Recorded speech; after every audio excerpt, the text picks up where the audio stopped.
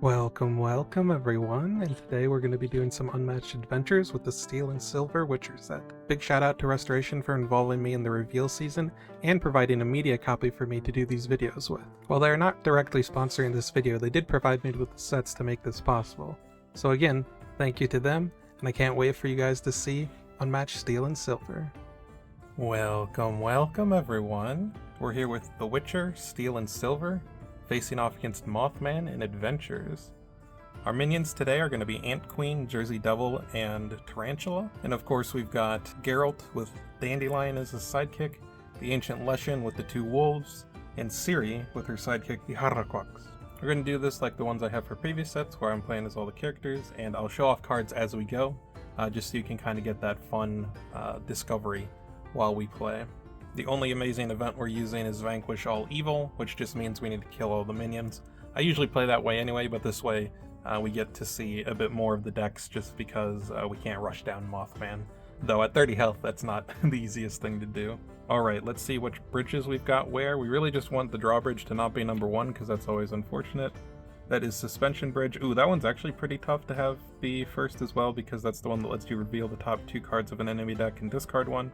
The first bridge often gets destroyed at some point in the game, and so this is the one that you really want late game to stop Mothman from doing his annoying stuff against you and be able to set up big hits. So we're going to try to keep hold of the bridge as long as possible, but with Ant Queen on the board it might be difficult, so taking her out is going to be important. Our other bridges are, we have the drawbridge here at number 2, we have the heal bridge here at number 3, and the move bridge at number 4. Usually you want the best bridge to be over here at 4 because this one is the one that, I mean, if it gets destroyed you lose the game, so at least you'll have that bridge the entire time up until you lose if you do end up getting defeated. Alright, not too bad overall. I think we are pretty much ready to get started, so let's get going, and for opening hands I'll show off the cards in those whenever the characters take their turn. So who do we got? Ant Queen, alright. Ant Queen is going to go for either Iharraquax or Dandelion or Geralt, because they're all 3 of them are 2 away. I think Geralt's probably the one that's going to take Ant Queen on, so let's have Ant Queen go over here. And before we decide what we're going to block with, and I will grab Ant Queen's card in the meantime, before we decide what we're going to block this card with, and who's going to be defending, I suppose, let's take a look at Geralt's opening hand and see what we got. Alright, so let's go ahead and look at Erden first. This is a 2-value versatile. Immediately, the opposing fighter cannot leave their space for this turn, so potentially really nice to stick an opposing fighter there when they want to move away or warp away through a card effect. Let you attack them guaranteed next turn. Kind of like a Terrifying Roar since it's immediate, but only affects the opposing fighter instead of all fighters. And then after combat, move Geralt up to 2 spaces, so you can also get away with this if you want. You could stick someone in place and then potentially get away from a double attack, or get out of someone's range if they're attacking you from range. Or if they're attacking you from range, then you can move up to them, and they still can't move. So if they attack you first action, maybe thinking they're going to move away after that as a ranged fighter, then you can lock them in place, move up to them, and then attack them on your next turn. We have a very basic card here, Damn, You're Ugly. It's just a 5-value versatile with a 4-value boost, so not only a really good boost value, but just a really good card. 5-value versatile is not a card you see all that often. I think the most recent one we've seen was Daisy's Ace Fighter, which also draws a card. This doesn't draw a card, but it's still very nice. And there's 3 of those in the deck. This is one that if you've been following the reveal season, you would have seen. This is one of Geralt's gear cards, which we'll explain once we get to Geralt's turn. But this is Sword of Steel. After combat, gain an action. If the opposing fighter has 8 or more health, gain 2 actions instead. This is Annoying Tune. This is a Dandelion only card. It's a 3-value versatile. And after combat, move the opposing fighter up to 4 spaces. So we have 2 of those, so we could just block with Dandelion and let Geralt kind of keep his cards to attack with going into our turn. I think I like that. Ant Queen doesn't swing very big early on. I think the biggest she could be hitting for right now is a 4, So if Dandelion takes a damage, not a huge deal. We also have the heal bridge. So we'll have Dandelion block, and maybe we move Ant Queen as a result of this. That is indeed going to be the Pheromone Frenzy, which is the 4 I was talking about. During combat, add +1 to the card's value for each revealed strange pheromone initiative card. We do not have any of the pheromones out, so this will just be a 4. Dandelion is blocking with a 3, so we are going to take him down from 5 to 4. And then move the opposing fighter up to 4 spaces. I kind of like where Ant Queen is already. I guess I could move her further over just so she's not in the way of like the bridge if I want to start heading toward the bridge at some point. So sure, let's move her over here and we can still smack her. I like that good enough. Alright, and that will be her turn done. Player 3, that's going to be Ciri. Alright, this is probably the Witcher fighter that I'm the most excited for, not just from a gameplay and mechanics perspective, but Ciri is also my favorite character from The Witcher, so I have that motivation as well. So here's Ciri's hero card.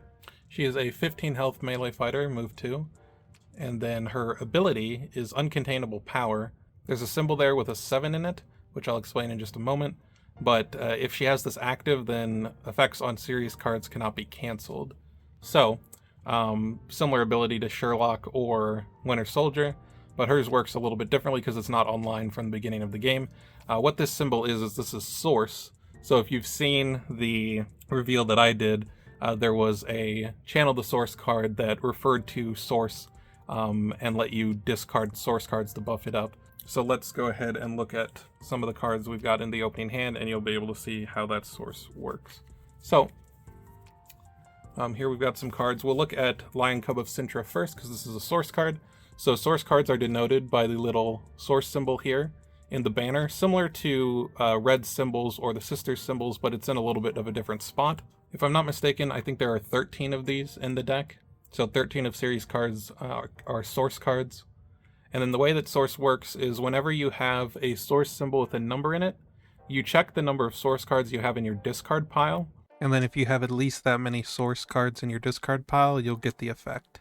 And it goes whatever the highest value is. So for example, this, if you have anywhere between 1 and 4 Source cards, this is a 4 instead of a 2. And if you have 5 or more Source cards in discard, it's a 7. And then of course, looking at her ability, once you have 7 Source cards, so a little over half of your Source cards in your discard pile, then her effects cannot be canceled. So she doesn't start with the ability online, but it will be more powerful later in the game as you use your Source cards. So as you'll see as we go along, there's a lot of managing what order you use your Source cards and what effects you go for and what effects you give up to power up your other cards.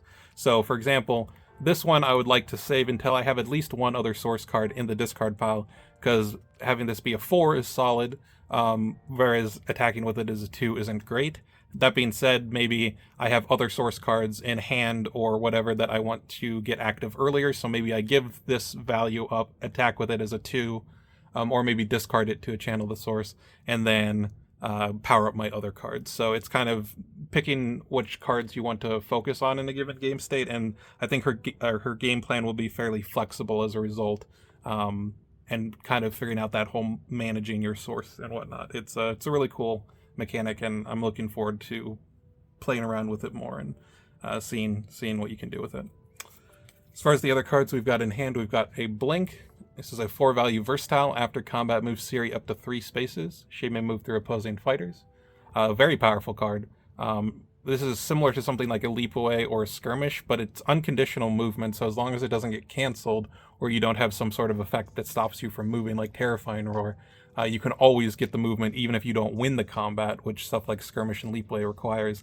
And it allows you to move through opposing fighters, so it can get you out of pins, potentially get you through one fighter that's maybe body blocking for another to attack the fighter you actually want to go for. So yeah, really cool card, really strong card. 3 copies of that, and art's really, really sick too. I love Ciri's deck as a whole, but I think this is one of the top cards in the deck for sure. And for anyone that might recognize the art style as we see more of Ciri's cards, the artist for her deck was Zoe Van Dyke, who did the Slings and Arrows set as well as Battle Legends 2, and she's one of my favorite artists for Unmatched, so really love to see this awesome art for Ciri. And then we actually have 2 cards for our sidekick. We'll first look at Searching Strike. After combat, if you won the combat, you may search your deck for a source card, reveal it, and add it to your hand. So obviously winning with a 3 is not the easiest thing to do, though it will probably not be too big of a deal in Adventures. But if you do get a win with this, either offensively or defensively, and usually winning with a defensive 3 is a little bit easier than winning with an offensive one, you get to search through your deck for any source card and add it to your hand. So I'm pretty sure this is the most flexible search card we've seen in the game. Usually you don't get to search your deck for stuff. And when you do, it's usually something like, Lady of the Lake for getting Excalibur, or I guess if you're on the Sanctum Sanctorum map, you can get a scheme from your deck and play it. But yeah, this one searches for up to any of 13 cards, as noted earlier, and lets you really get that source going from the get-go if you can use this well.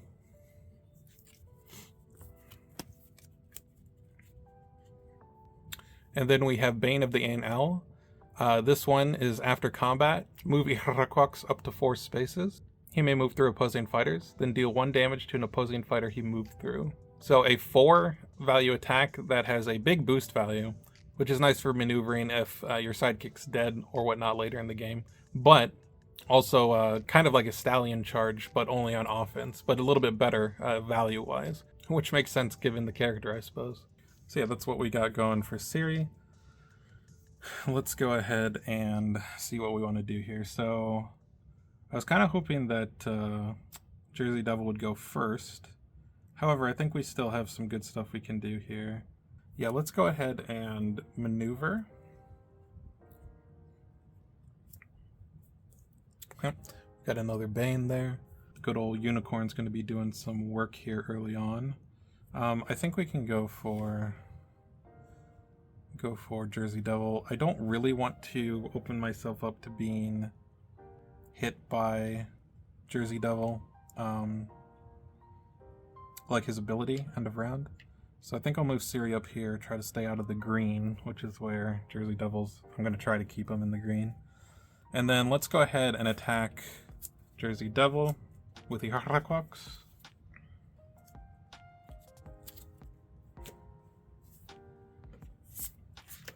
Alright, so we see Forked Tail Whip, but fortunately, since we don't have a Bane in the discard pile currently, this will not get cancelled. So Jersey Devil is effectively blocking with a blank 2. So Jersey Devil will take 2, down to 8.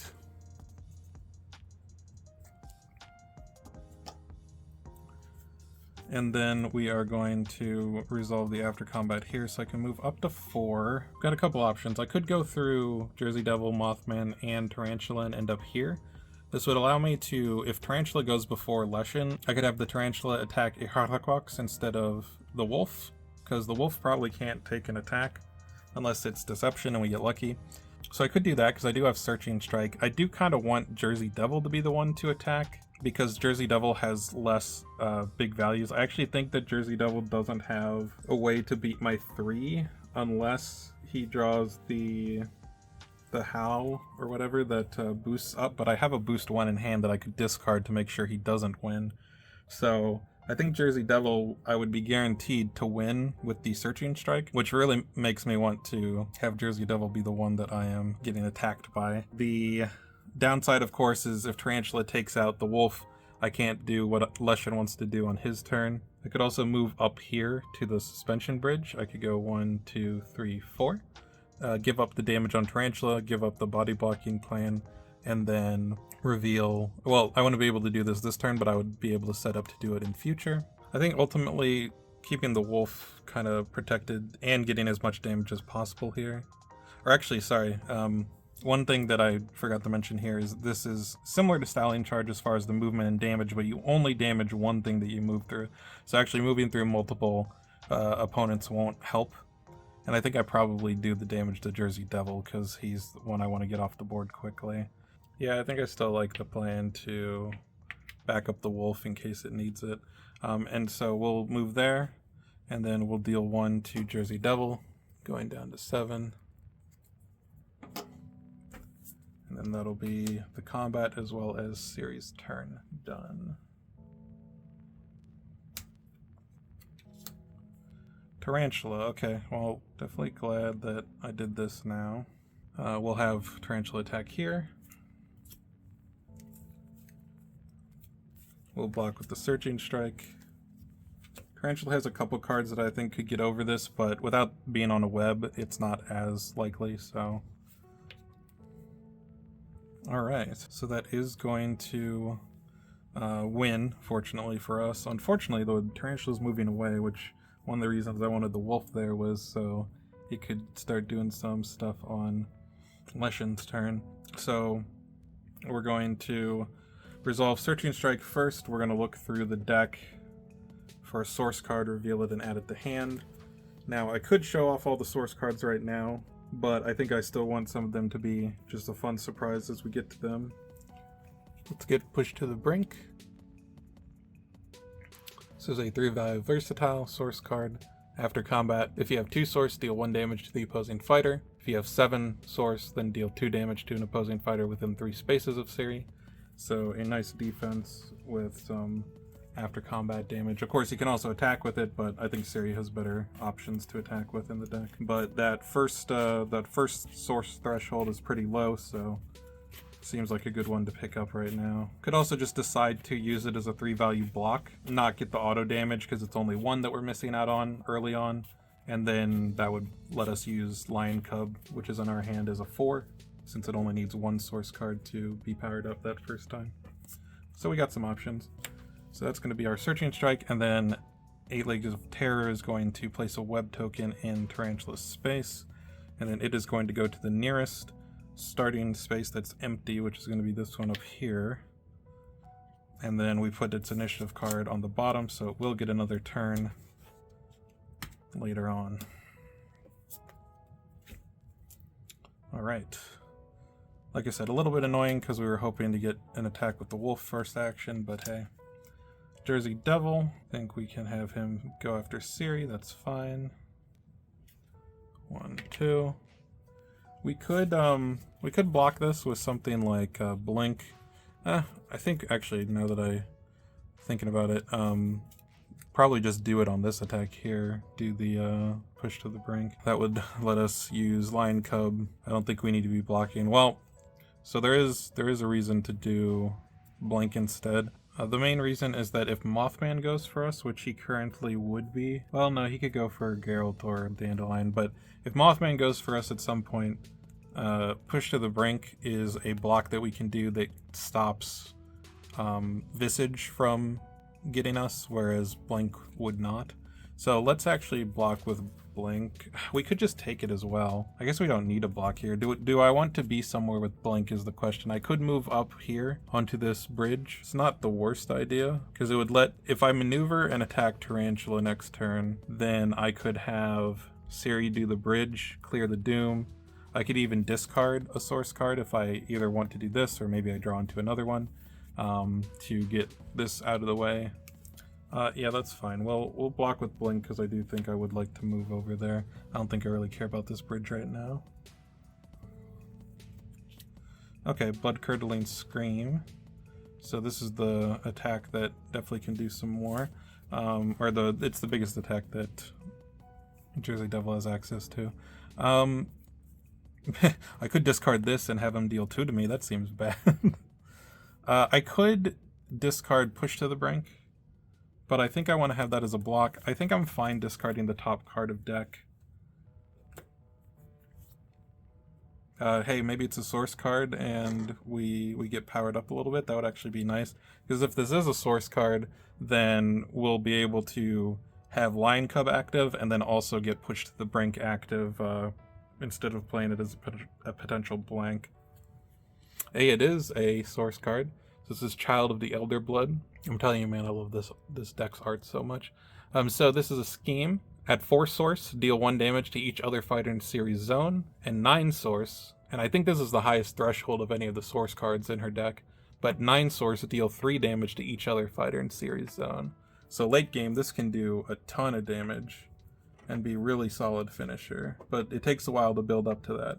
And if you want to do both of these, you need 9 other source cards, and since there's only 13, that means that you'll need those 9 plus these 2 schemes if you want to get the full damage. So you're definitely giving up some value somewhere.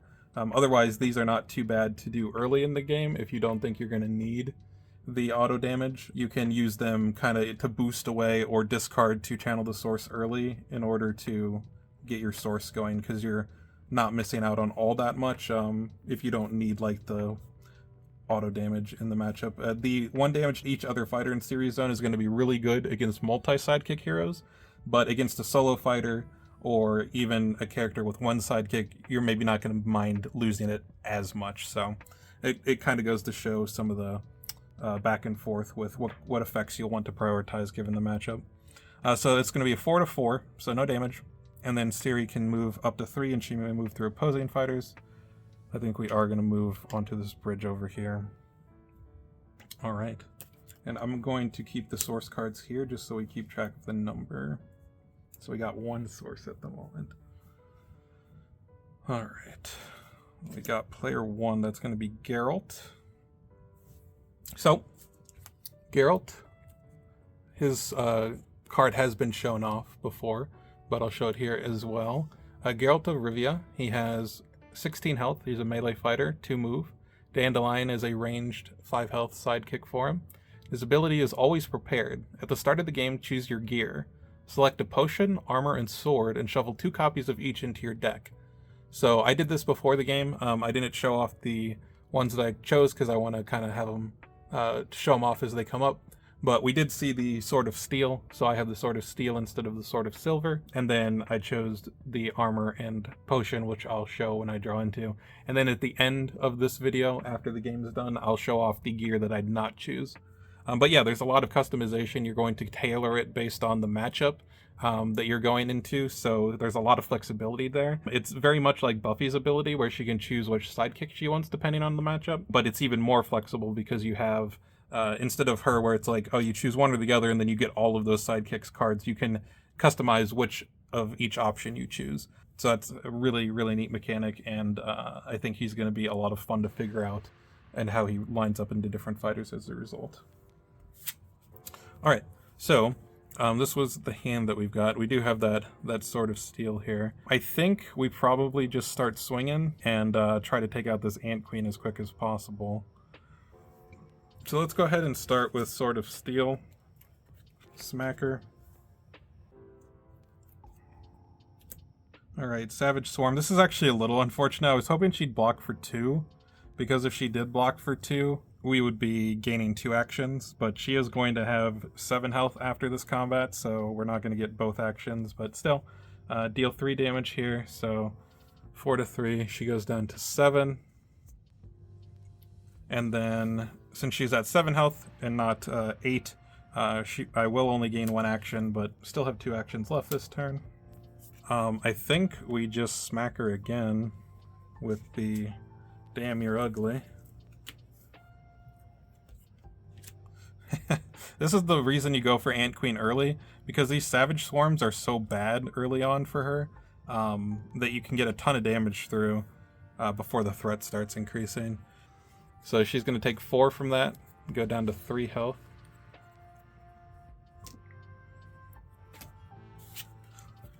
And then I guess we're going to do the annoying tune and really hope that she has Deception on the top of her deck. Let's see how many cards are left. We got 4 cards, so I basically got a 1 in 5 of just taking her out here. But either way, I think I'm fine attacking. Mothman is going to go for Ciri, so I don't need to worry about going down to 1 card in hand. If Ant Queen goes before us next turn, Geralt can block with the last card I've got. Also, I think a wolf is going to use this drawbridge for Geralt, so we should be fine. Alright, Deception, please. Nope. Oh, that one's a rough one. She can't be stopped. After combat, if the Ant Queen lost the combat, advance the threat marker 1 space, which is going to be the case, unfortunately. So we're going to go down to 1 health there. And then she will advance the threat by 1. And then we can move her. Ooh, that's interesting. So actually, if we move her, we could try to get her in a spot where the wolf can kill her. Ooh, yeah, we can actually. Okay. 1, 2, 3, 4. Thank you, Dandelion. So now we can try to have Leshen take her out. And then she will not be a problem, because advancing the threat more at this point would be a bit unfortunate, to say the least. Okay, and then that will be Geralt's turn. Alright, Mothman. So now that Ant Queen's in the way, we can't even have him go for one of these. He has to go for Ciri since she's one away. But that's fine, that's who I want him to go for anyway. I think just to be safe, we'll block with Push to the Brink. Would have liked to be able to get that auto damage, but I can't risk Visage coming up. And what do you know, it's Visage. So immediately, if the printed value of the opponent's card is 4 or higher, ignore. It's not, fortunately. So 3 to 3, no damage, and then if he won, he puts a D1 each bridge, but he did not win, so that will be him. And now we do have 2 source cards in the discard pile. So we're building up. Alright, and then that'll be Mothman. I do think it's Leshen next, yeah, because we know Tarantula's at the bottom of the deck. Now we've got the Ancient Leshen. So, Ancient Leshen is a ranged fighter with 13 health, has 2 wolves, single HP sidekicks. He's a move 1, which is very interesting. Not a large fighter, though. I mean, he is quite large. I mean, look at this mini. It's massive. Like, before we continue, I think I have to show this off. He is taller than Mothman. Now, he's not taller than the wings, but he's taller than Mothman himself. And, you know, look at that. That's just beautiful. I love this mini so much. I was not expecting him to be this large. I mean, I know the Leshen's big, but dang. I'll see, comparing him next to, like, Bigfoot and She-Hulk is really fun, too, because they only go up to, like, you know, maybe chest height or so. But yeah, awesome mini. Love to see it. So his ability is Heart of the Forest. Add +3 to the value of the Leshen's attacks if it already attacked this turn. And then your wolves have a move value of 3. So it's very interesting. This is the first time we've seen different movement between a hero and sidekicks. So the wolves are quite speedy. They have move 3. But Leshen itself only has a move 1. But it does have range to make up for that. So he's a nice, slow, lumbering dude. And then the wolves are nice and speedy to help out with that.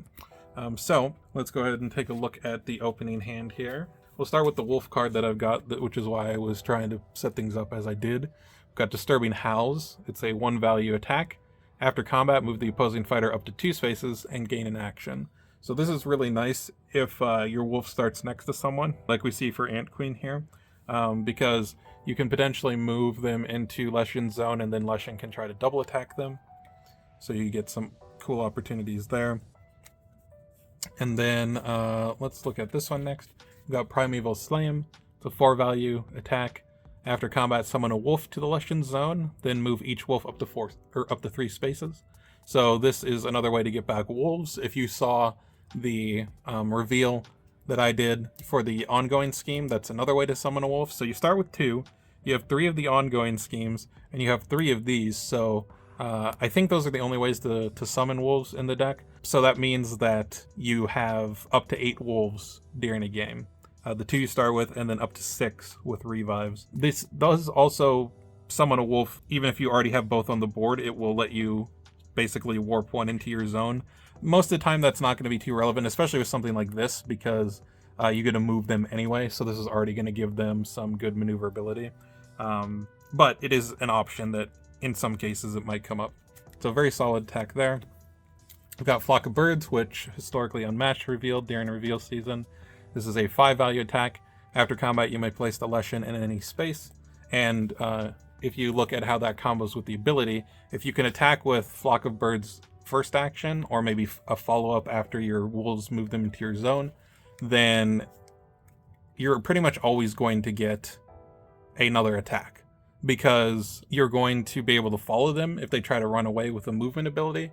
And if they feint this, then they're taking damage, but they're also not moving out of your zone, so you'll be able to attack them again. So Flock of Birds, only 2 copies, but it's a very powerful card when comboed with your ability. And then we've got Vanish into Murder. This is essentially Vanish, but with a slight twist. So instead of healing, like Invisible Man's version does, you deal 1 damage to each opposing fighter in Leshen's zone, and then you remove yourself from the board, and at the start of your turn, place yourself in any space, and then you also draw a card. So definitely works differently than Invisible Man's, but similar type of concept. A really cool tool to use, not only to potentially stop your opponent from aggressing you, but also to maybe set up something like Flock of Birds, because if you vanish on your turn, your opponent does some stuff, you place yourself in their zone or next to them, whatever you need to do, and then you Flock of Birds, they can't escape, and then you attack again, maybe with something like this, becomes a 7, as well as getting a really good effect. So really strong card when comboed with what Leshen's got going on. And then last we have a defense card here. This is a 5 value defense, Primeval Guardian. During combat, your opponent discards the top card of their deck, add its boost value to their card's value. And then after combat, move each wolf up to 3 spaces. So another way to move the wolves, which is nice. This especially lets you set up defensively to potentially do something like Disturbing Howls and do some good stuff going into your turn with the wolves. But then also, this is just a really good block. Now, this has some similarities to something like Lady Justice, which I know people really don't like. It's a very annoying card in She-Hulk's deck. But their boost value gets added to their value. So even though this is a 5, and you're probably going to be not taking a ton of damage, it can potentially backfire. You're still hurting their deck, and you're still taking a card away from them, but depending on what the boost value is, they're getting some value potentially. And if they're already attacking you with a big attack, then you're potentially, powering it up even more. But still a very solid defense, and I think a fairer or less toxic version of Lady Justice, which is interesting to see. So that's what we're working with here. So I could attack with Disturbing Howls. That being said, I can't actually move Ant Queen into Leshen's zone, unfortunately. Yeah, because I can only move them 2 with that. I mean, Ant Queen has 1 health left, so I could just hope that I hit a Deception, but it's a 1 in 4, I think. So it's not amazing odds. I could also move and do the bridge stuff like I talked about. I think I definitely want to do the bridge stuff. I could also vanish and guarantee kill Ant Queen. Maybe that's the play. Another thing to note about Vanish, which is different than Invisible Man's deck, that I forgot to talk about before, is if you still have wolves on the board when you vanish, it won't actually end your turn. So if you vanish first action with Invisible Man, he's off the board, he becomes a dormant fighter, your turn ends at that point, because you can't take actions when you don't have a fighter active. And so it is basically a double pass when you use it that way. With Vanish into Murder, if you have wolves on the board, you still have fighters on the board. So if I played this right now, when I still have 2 actions remaining, I would still have an action. However, if both my wolves were gone and I played Vanish, and I removed my only fighter off the board, then my turn would end even if I had actions remaining. So that's another slight difference between Invisible Man's version and Leshen's version. Okay, so I think it's a little bit annoying because I'd like to get Ant Queen dead with this, because I don't want to attack her necessarily, because if she gets another one of her She Can't Be Stopped, she'll add another threat, which I'm really trying to avoid. But Leshen also can only move 1, so I'd have to boost, or I could attack with Disturbing Howls. Honestly, if I attack with Disturbing Howls, this might not be the worst idea, because what I could do is I could attack with Disturbing Howls. If she blocks with Deception, she dies, and I just don't have to worry about it. If she blocks with Can't Be Stopped, she doesn't win combat, so she won't increase the threat, so that's positive there. And then I can move her here, Leshen can maneuver, and then I can vanish, take her out. Now, if I got into green, I could vanish and hit everything. So I'd be able to hit Jersey Devil and Mothman as well. I don't really care about doing 1 to Mothman because he's got 30 health. Doing 1 to Jersey Devil would be nice, but I don't think I want to spend the extra resources it requires to get there. So yeah, I think Disturbing Howls is the play. If she just blocks with Deception, then we're solid. We don't have to spend anything else. We can save the Vanish. If she blocks with anything else, then I'll do the other plan. Okay, it is going to be the Savage Swarm. So, no damage. We'll move her there and gain an action. And then we'll go ahead and do a maneuver. Hey, classic card here, Wily Fighting. I think you all are probably familiar with this. 3-value versatile. After combat, deal 1 damage to each opposing fighter adjacent to your fighter. Also love that whenever they do common cards like this, the art is similar across the cards. And I think this one looks really good. Just with all the flailing tree branches and limbs and stuff. Looks great. Alright, that being said, I think that might actually be the card that we get rid of. Because I think everything else I like better. Although, if we're thinking about Mothman attacks, this is bad because if he plays Visage, it's terrible for me. And honestly, the fact that they discard the card doesn't help me that much either. Because the funny thing is, with this, if they discard Deception, I think Deception is a boost 3 in all of the decks. So it would basically be like this is a 2-value block because they're adding that 3 boost, and then they reshuffle the deck without us getting any value from Deception, either blanking one of their attacks or us getting a bunch of damage while attacking them. So actually, in Adventures, I don't think this card is as good. It's obviously really good, or I feel like it'll be really good in normal PvP play. So yeah, actually, let's move here.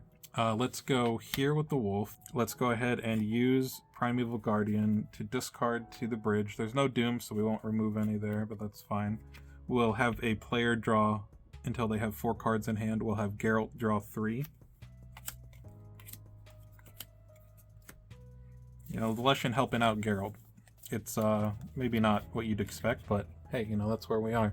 Alright, let's look at what Geralt drew into. We've got Plot Twist. Who's probably got the funniest art in the deck. Just love the little silhouettes behind Dandelion there of his different poses, particularly the the shocked one. So Plot Twist is a 2-value versatile. After combat, look at your opponent's hand and choose 1 card for them to discard. Draw 1 card. Again, discards like this are not as strong in Adventures because of the way that the enemy decks work, but this is a super powerful card when playing against another player, so a really good card there. We've got the one that Zero revealed, Disciplined Duelist, 4-value versatile. Then after combat, if the printed value of your opponent's card is a 2, you may draw a card. If it was a 3, you do 1 damage to the opposing fighter. And if it's a 4, your opponent discards 1 card. So obviously there are some cases where you won't get one of those effects because if the printed value is not one of those, then it's just a blank 4. But a blank 4 is not bad, especially on defense. And most of the time it's going to be one of those values because the vast majority of cards in this game are one of those 3 values for printed value. Obviously, something that buffs up with an effect is more common.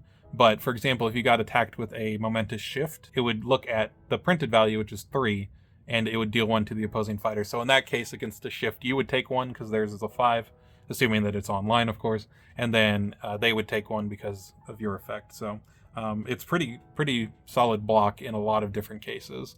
Even if they go for like a card that's a low value, like a 2, that maybe has an effect that they want, you kind of quote-unquote wasted a good value block, but at least you get to replace it by drawing a card. So really good card, really cool art.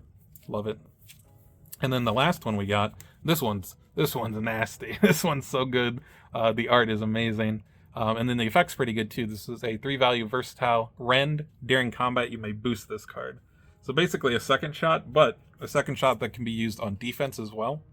And it's going to be just a really solid card overall. Looking at some of the boost values, right now we only have 2s in our hand, but if you notice earlier, we had the annoying tunes were boost 3s, so if Dandelion goes down early, or if you just don't need these necessarily, you can boost up Rend to make it a 6, so very solid there. And then Damn You're Ugly is a 4 boost, so you can make it a 7. Now, I do feel like you're probably going to want to play this more often than not, because it's either a really good block or a really good attack. But hey, if you need a boosted 7 at some point, it is a possibility. And there are 3 of those as well. Cool, so Geralt is in a really good spot for blocks now, so we don't have to worry about that anymore. And then we have one more action because we played the attack that gained us an action, then we maneuvered, and the drawbridge activation was part of that maneuver. And now I will play Vanish into Murder. Deal 1 damage to each opposing fighter in the Leshen zone. Remove the Leshen from the board.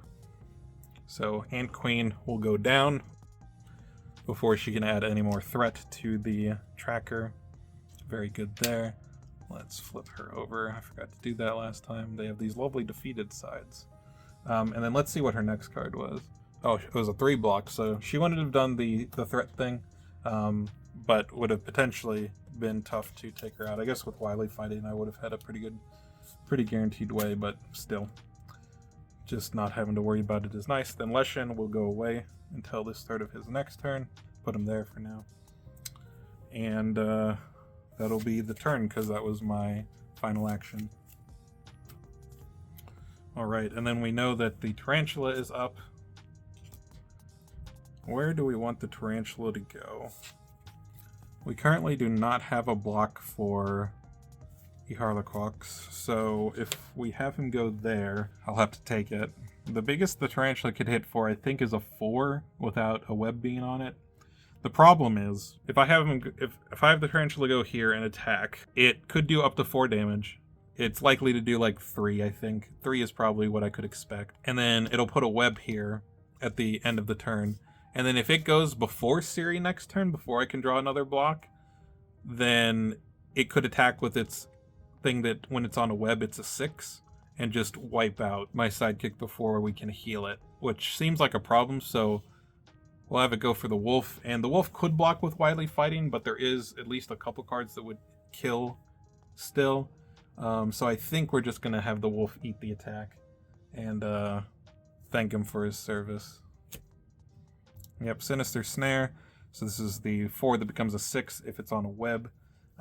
So if the next card is another one of these, then the exact situation that I described could have happened next turn. So we'll see if that ended up being the case, because if it did, I'm very glad we had him go after the wolf instead. And the main reason that I was fine doing that is we currently have Primeval Slam in hand, so we have a way to get back that wolf immediately. So definitely don't mind giving it up right now. And then that will be the end of the round. So let's do all the end of round effects. So Ant Queen is gone, so she will not do that. Let's just get all of her cards out of here.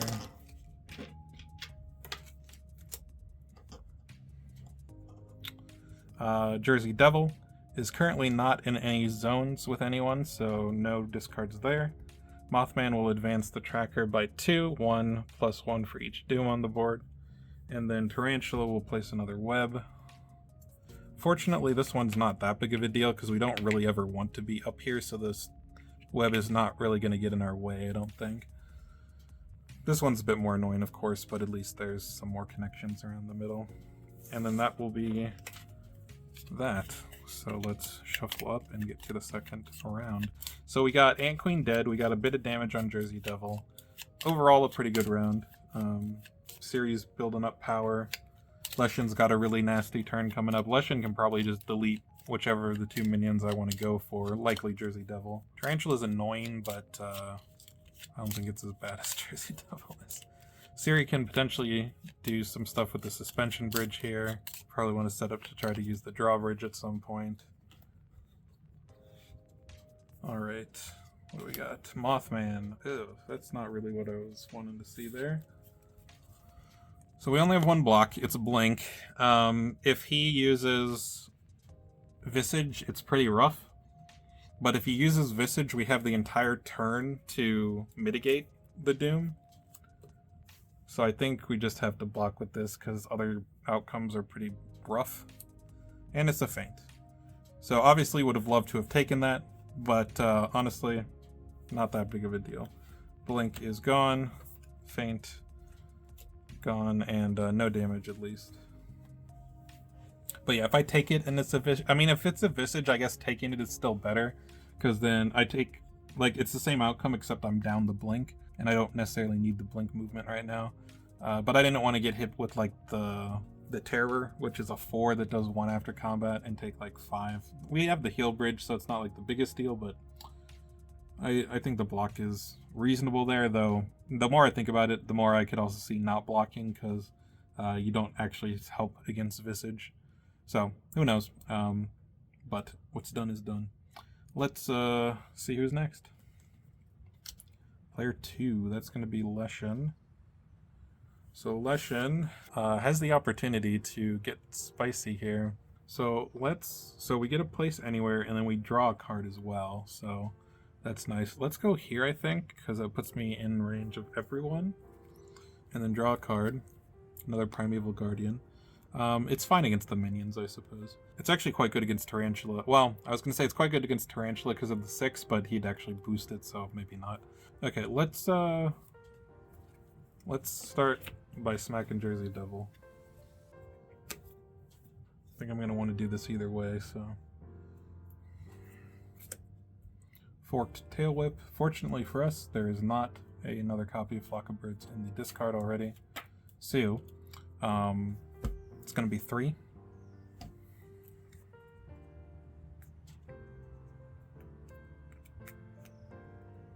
Down to 4. And then I can place Leshen in any space. I went here to hedge because in case I guess there's no way to one-shot the Jersey Devil, but if he blocked with something like Deception, I don't think I would have wanted to throw the boosted Leshen attack into him. But since he still has 4 health, I think I will throw the boosted Leshen attack into him. So let's go ahead and warp. I don't want to go too far. Let's go here. Have the option of Tarantula coming here and smacking me. And then we will attack Jersey Devil again. This time it's going to be with Primeval Slam. We will be getting the +3 from our ability since Leshen's already attacked this turn. The other thing that's nice to note is it doesn't have to be the same target. So if I had done a bunch of damage to Jersey Devil and not wanted to waste the 7 into him, I could have attacked the Tarantula or Mothman. Probably Tarantula because Mothman still has a Visage that would completely wreck this right now. Alright, and then grab the card for Jersey Devil. Man, he just loves using these Forked Tail Whips. Unfortunately for him, they've all been blank 2s because we have not had copies yet. So yeah, that's going to be another blank 2. This is a 7, so 5 damage. So Jersey Devil is gone. Very good there. He did have the ability to live. I think Triskaidekaphobia is a 4-value block, which would have let him survive.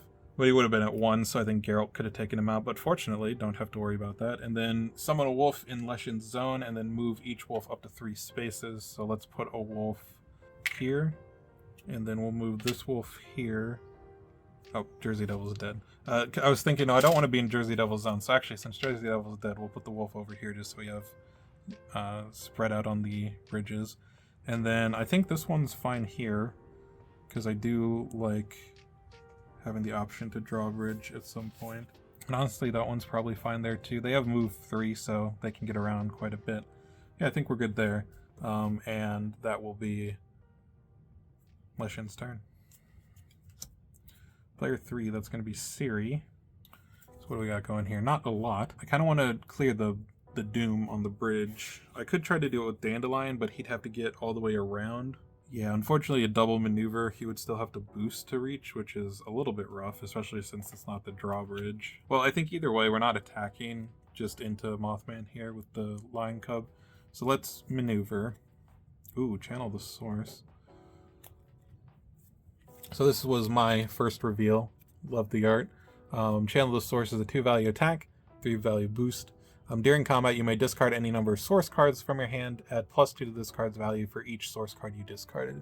So the cool thing about this card is it lets you potentially use it early to get source cards on the discard pile, especially if you have stuff like Elder Blood or other ones that have higher thresholds that you don't mind giving up early on to start powering up your other cards. But it also just lets you potentially get big attacks in, and if you're at 7 or more source cards, this can't be canceled. So, normally something like this, a Feint would line up really well into it. It has similarities to Beast Form or Forever Hide, but it is only a print 2. So a Feint lines up really well into it, where a Feint is still fine against those other ones. Usually you're fine fainting like a Forever Hide especially, but the player who plays the attack card is still fine with getting, a good chunk of damage in. Here you would completely get it canceled. However, if you're at 7, they can't feint it, so this always gets to do its effect. But that being said, in order to set that up, you need to already have 7 in the discard, and then you need more to discard to this. So you're not always going to be able to set it up, but if you can, it seems quite powerful. I kind of want to go here and do the drawbridge. The problem with that is that this guy's in the way. So since the Leshen just went, we'll have the wolf go there, because I think having the option to do the drawbridge is actually very good here. So we'll do that. I think I still want to activate the suspension bridge. So let's go ahead and ditch. Honestly, at this point, I can see ditching Lion Cub. But it's good for Channel the Source. I don't really want to get rid of this because it's a solid card and it's a huge boost value.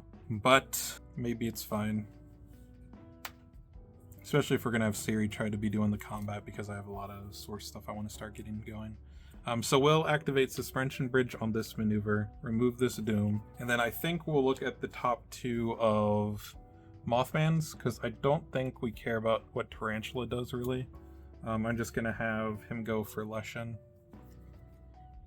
Okay, Visage and Overwhelming Dread. So if we get rid of Visage, we don't have to worry about it till he cycles his deck again, which is exactly the spot I like to be in. So we'll discard Visage and we'll put Overwhelming Dread back on top of his deck. So we know the next attack he's doing is a 4 or a blank 2 block. Dread isn't that bad when he hasn't destroyed any bridges yet. And then let's go ahead and well, I can't move since I did the bridge. And then we'll maneuver again. Got a new source card, Zerial. It's a 2-value versatile, but then during combat with 3 source, this card's value is 4 instead. And 5, this card's value is 4 instead, and your opponent discards 1 random card. So obviously, once you get to 3 sources, it's just a solid block or attack if you really need the extra attack. And then at 5 source or more, it gets kind of crazy. You can kind of look at it as like an ambush that always hits a 2-value boost, but also unlike ambush, it can get damage over a feint if you attack with it. And obviously, it doesn't have the same ceiling, since ambush could hit like a 4 boost and be a 6-value attack or something. But the fact that it can be used on defense is really nice. So yeah, just a really solid card. We're almost at that threshold for it to be a 4 as well. And the nice thing about this is, unlike printed 4s, against Mothman, cards that boost their value are good because they get around Visage's clause of ignoring print values 4 or higher. So with this hand, ideally we'd want to use Lion Cub first and then turn on Zerial. But I think it's probably fine to give up Channel the Source. We have more copies. I don't really want to be discarding these 2 right now to just get a 6-value attack off. So I think we're fine doing that. So we'll move here. We'll move here. Well, here's what we're gonna do. We're still gonna ditch Channel the Source, and then we're gonna have Ciri draw 2, and hopefully she draws another source that I can use in the interim. Well, we did get more source cards. So we got Zerial again. Same one that we just looked at. And then the Lady of Space and Time. This is my favorite art in the deck. Channel the Source is probably the second. This is my favorite art. Some of you may have seen it in one of the ads that got shown off during the reveal season. But yes, this is a 2-value versatile source card, the Lady of Space and Time. After combat, if you have 3 source cards, return a card from your discard pile to the top of your deck. And if you have 8 or more, return a card from your discard pile to your hand and draw a card. So this is recursion. The recursion on the top half is kind of slow, but still really good. And since there are 2 of these, theoretically, you could kind of loop 2 of them over and over again. And it would also help you in exhaustion because it puts it on top of your deck. But once you get 8 or more source cards, then it goes to hand and you draw a card, so it no longer helps you in exhaustion. So it's kind of a nice stopgap, so this card doesn't get too crazy in the late game. But yeah, really solid card, and one that we can definitely try to get going here shortly. I think we definitely do want to wait until we can get the recursion with this, but not bad.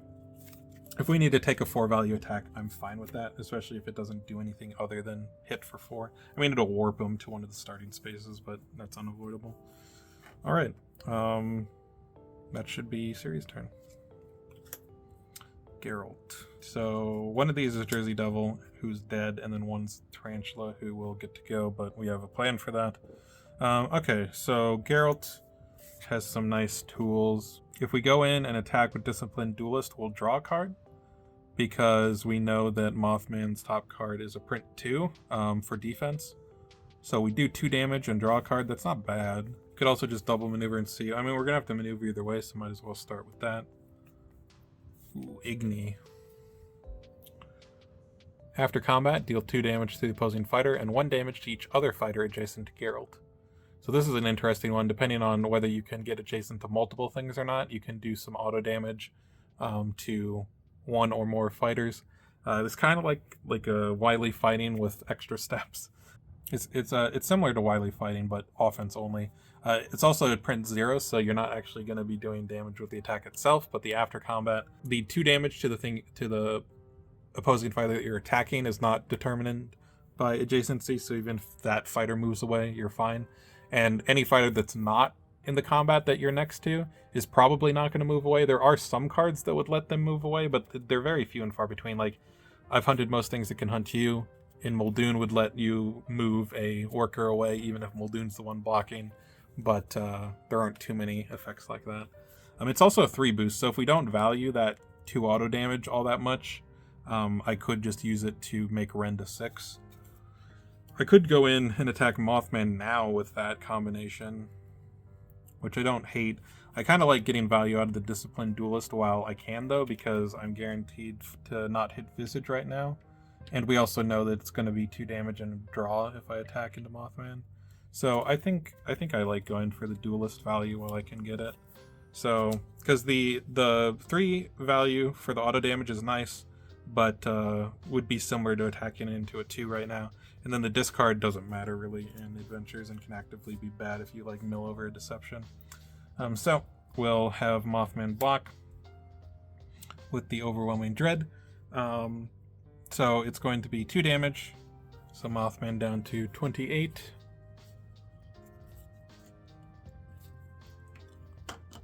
And then after combat, place it in the nearest starting space, so just right there. And then Geralt will draw a card since the print 2 for the defense.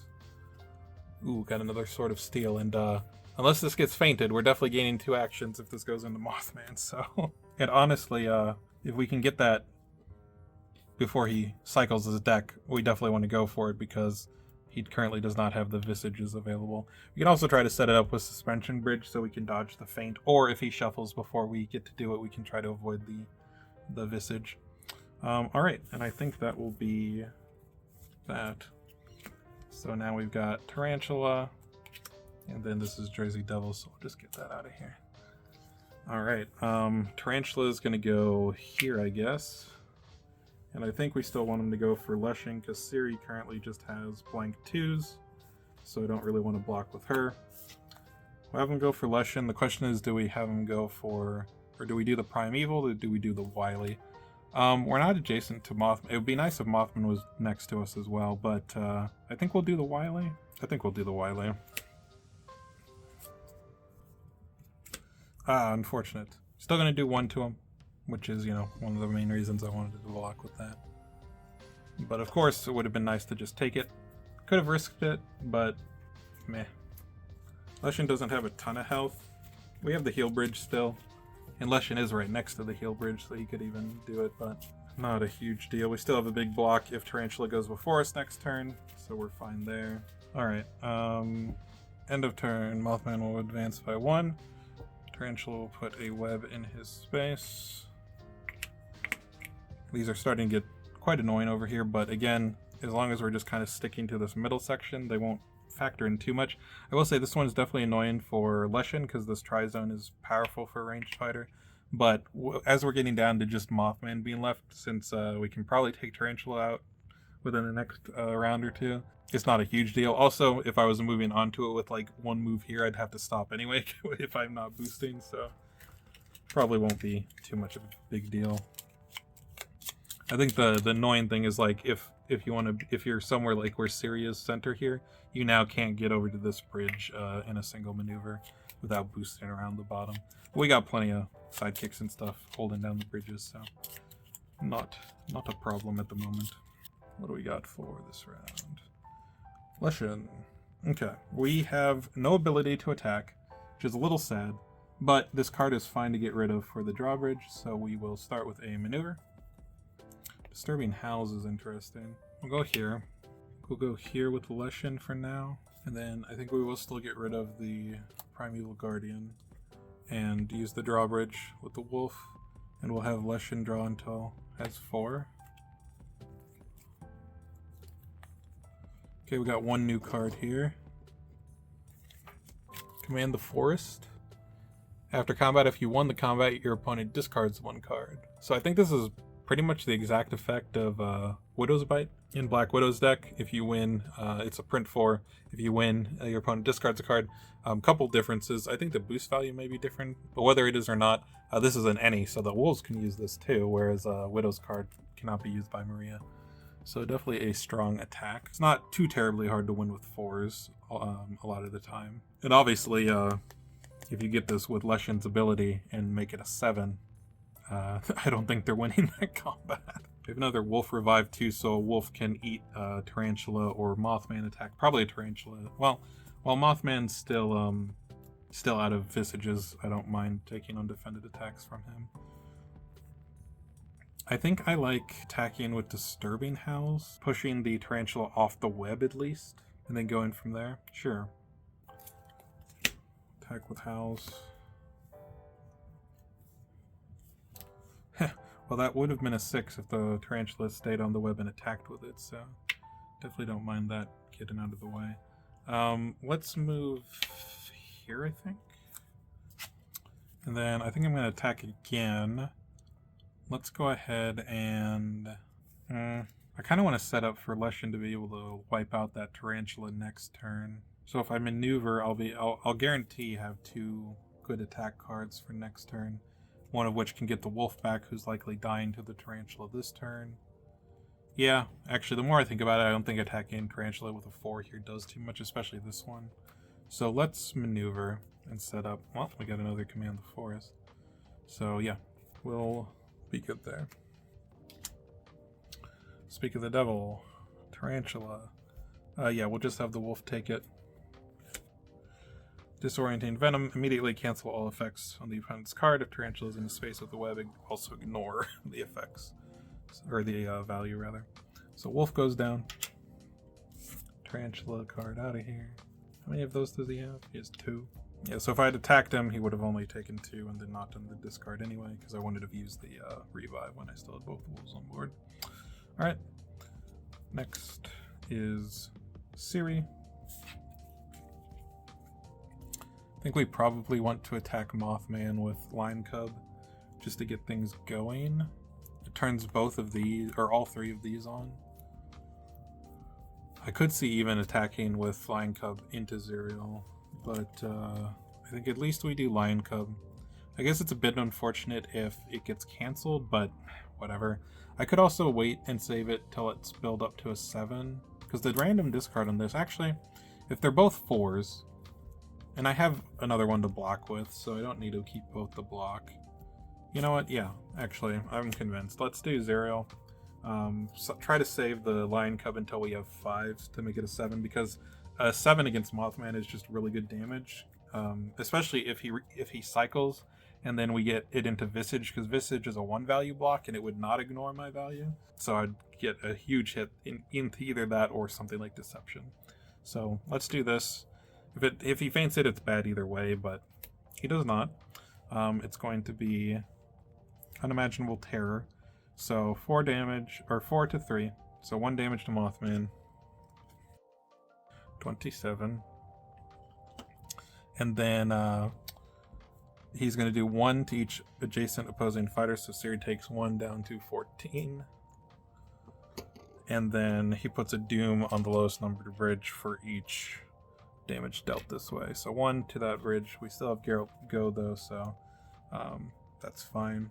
And then I could smack him again, but I think I like just maneuvering. Ooh, that's a really good one to draw. So we got parry. 3-value versatile. Immediately cancel all effects on your opponent's card. So basically just your imagination. In fact, it is exactly just your imagination, because it isn't any that your sidekick can use as well.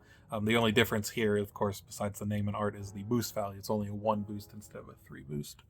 And then there are still 3 copies. So yeah, she has a 3-value cancel. Very nice. Does not have any offensive cancels, though, which is always something you have to keep in mind into certain matchups. But yeah, very good draw there, because now we can just cancel whatever Mothman throws at us next. And because of that, I think I probably just stay where I am. Okay, I think here is technically better. So we'll move here. We're not doing the drawbridge right now. Everyone has at least 4 cards in hand. So let's go up here just so Tarantula doesn't smack me next turn if he goes before me. I want him to go for Leshen. We do have Mothman going before Geralt. Let's have Mothman go here. Attack Ciri. I think we're just going to cancel it because I really don't... Well, what's the worst thing that happens? He adds another Doom to the bridge. But I have a 2 boost that I can get rid of pretty easily. So yeah, actually we're going to take this attack. I don't think I actually mind. I'll save the cancel. Oop, already got the card. I'll save the cancel for when it's actually scarier. Yep, Terror. So that is the biggest hit he can do to me, but we have the heal bridge, so I'm not all that concerned. Take 4, down to 10, and then the after combat will do 1 more, down to 9. That will also add a Doom to the bridge. If Geralt had already gone and cleared that Doom, I would have canceled it because I did not want Doom to be at the end of the turn, or to be there at the end of the turn. So, but since Geralt's still going to go, and that is happening now, I'm fine with taking the hit on Ciri, and she's still healthy. Alright, let's go ahead and maneuver. New card, Riposte. It's kind of a similar look as the Geralt art on the cover, but bit different, of course. Looks pretty sick. That's something that you're going to hear me say a lot about these sets. The art just looks... I mean, the art is always great, but I love the direction some of these decks took for sure. So Riposte, 2 value, versatile. After combat, choose 1, deal 1 damage to an adjacent fighter, or Geralt swaps spaces with an adjacent fighter. So you got some nice versatility there. Got 2 copies of that in the deck. Also something that you might have noticed already, but he has the thing that some fighters do where they kind of have the theme of the coloring of the art matches the type of card. So as you notice, all of the versatiles have a purplish hue kind of to their design, whereas the attack cards are very red. Alright, so let's have Dandelion go to the bridge. Let's have Geralt go here, because we want to try to get value from that sword while we still can. So let's have Dandelion activate the bridge. We will discard Plot Twist. So we will get rid of both Doom. And then we'll look at the top 2. Discard 1, keep the other one on top. Okay, Feint and Terror. It's a bit annoying, because we're in a situation where, because we could get rid of Feint and then attack with Sword of Steel and then attack 2 more times. I don't have the best values for that, I suppose. And my rend is only a 5, unless I boost with, well, no, I could boost with Igni, make it a 6. That wouldn't be bad. So if I keep Terror on top, how many cards are left? There's 2 other than these. So the other 2 cards that are left are the other Overwhelming Dread and Deception.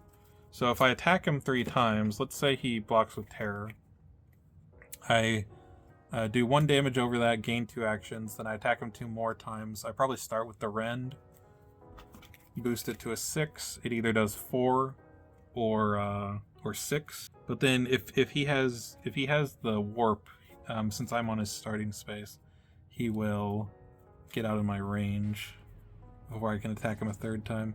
I could also just attack him with the Sword of Steel into the Feint and just accept that I'm going to get 2 damage from it. But I really want to combo that if I can. Tell you what, we'll get rid of the Terror. We'll put the Feint on top, and I think I'm just not going to attack him. Because now next turn, whoever he goes after, we can just have him attack. He does a Feint for no effect, and then we're sitting fine. I think I'm okay with that, because if he doesn't go first, then we can change up what we do. But if he does go before us, then we have an easy route to mess him up. So we'll maneuver. Annoying Tune is nice, because now I can do a 3 boost with that to buff up Rend, and then save Igni to attack with and deal some auto damage. Where do we want to go? Let's go here, because now he can't escape with the Warp. And then we'll put Dandelion up here just so he's not causing Mothman to do more AoE damage. Alright.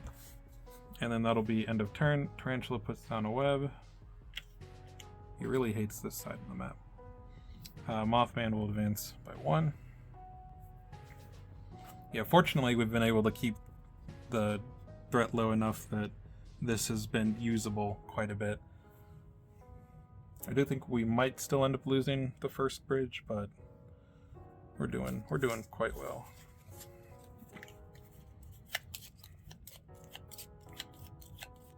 If we didn't have Vanquish All Evil, I might just ignore Tarantula at this point because he's not really doing all that much.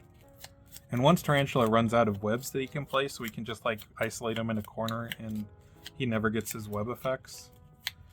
But we do have to kill him at some point, whether or not it's before or after Mothman. Usually you want to take out the minions early because it just gives you better action economy. But we'll see. Ciri, okay. We know it's a feint. I don't really have anything I want to throw into feint. Now, once I get 7 in discard, I can easily do stuff into feint. Like, throwing this into a feint when you have your ability online is 5 damage, which is quite nice. Let's just set up. I think I still like the plan this turn, so we'll maneuver. Ooh, okay. This one's a fun one. Unicorn Ally. This is Ciri's ongoing scheme. So as I noted in my Leshen Strength of the Pack reveal video, all of the fighters in the 2 Witcher sets have access to an ongoing scheme. So this is Ciri's. Unicorn Ally. Ciri recovers 2 health, so when you play it, you just heal for 2, which is already awesome. And then ongoing, after each combat your fighter is in, draw 1 card. That does apply to both of your fighters, so it's anytime they're involved in a combat, and that is even if you do not block. So even if you don't block, you still get the draw from this. And then discard this card at the end of your turn if you have 5 or more cards in your hand. So you do have to manage your hand size in order to keep it active. But even if you only get a little bit of value out of it, it's cool. Also, fun thing you can do with it is if you play it on a turn where you already are going to be ending at 5, it goes away right away. So you can use it as a 2 health, recover 2 health and a pass if you don't want the draw at all. So in some matchups where you don't want to be drawing cards because you're going against a fighter who's good in exhaustion, you can just use it as a 2 health pass as long as you make sure it falls off right away. I'm kind of tempted to just play that. I would not, if I just play it, because I'm maneuvering now, if I play it second action, it will not fall off, and then I can start drawing. I could even have Ciri be the one to be attacked and then draw off of it, which would be solid. Yeah, actually, I think I like that plan. So I'm going to play Unicorn Ally. I'll keep it there for now, so we know it's active. Heal 2. And then I think that'll be the turn. And now Mothman can just attack Ciri. I take 2, which is the 2 that I healed, draw a card, and then have more to go on my turn. Okay, I was really hoping Mothman would go before us because now we're kind of wasting turns if we don't smack him here. Is that fine though? Maybe. Yeah, I guess it's just gonna have to be what we're doing. Let's maneuver, another riposte. I will go ahead and get rid of Irden to activate the suspension bridge. We already know what's on top, but this will let me know the exact order the remaining 2 cards are. Okay, the next one is Deception. So I guess we're just going to get rid of Feint. And now he can attack Ciri with Deception. She draws a card, doesn't take anything. I could also just hit him really hard. Actually, maybe I'd want to do that. Yeah, now that I think about it. Maybe hitting him for 6 is better. I could also smack him with Sword of Steel. Actually, wait, that's just better, huh? Yeah, okay. Smack him with Sword of Steel. Blocks with Deception. And then takes 4.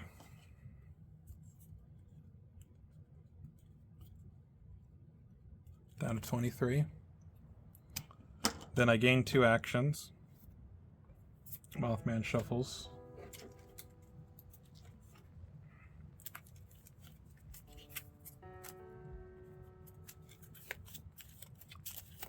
Because now I can attack him with Rend. And if he draws Visage, it's actually ideal for me. I could use the bridge again if I want to like really go for it, but I don't feel like that's necessary.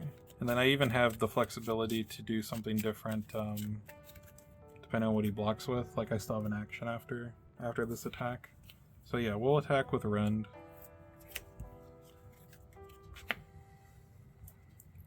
That's the 1 card. I guess I should have used the bridge. Mothman feints it, only takes 1. At this point, I don't think I want to attack him again, because now it could go a little bit sideways.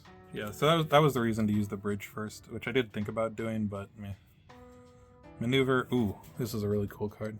Love the art as well, but Witcher Senses.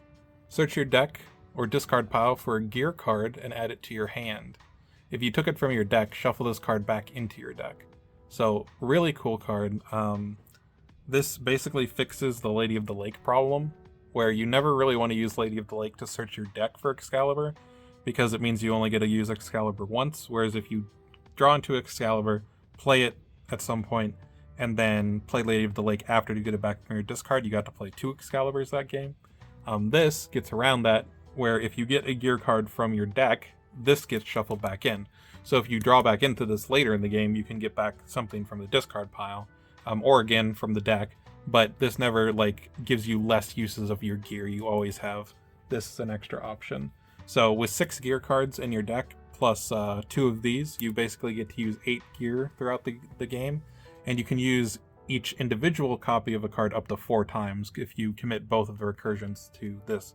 So I could get back sort of Steel with this, use it a 3rd time since I've already used it twice, and then, when I find another one of these, I could try to use Steel again. So this gives you some nice consistency with your gear.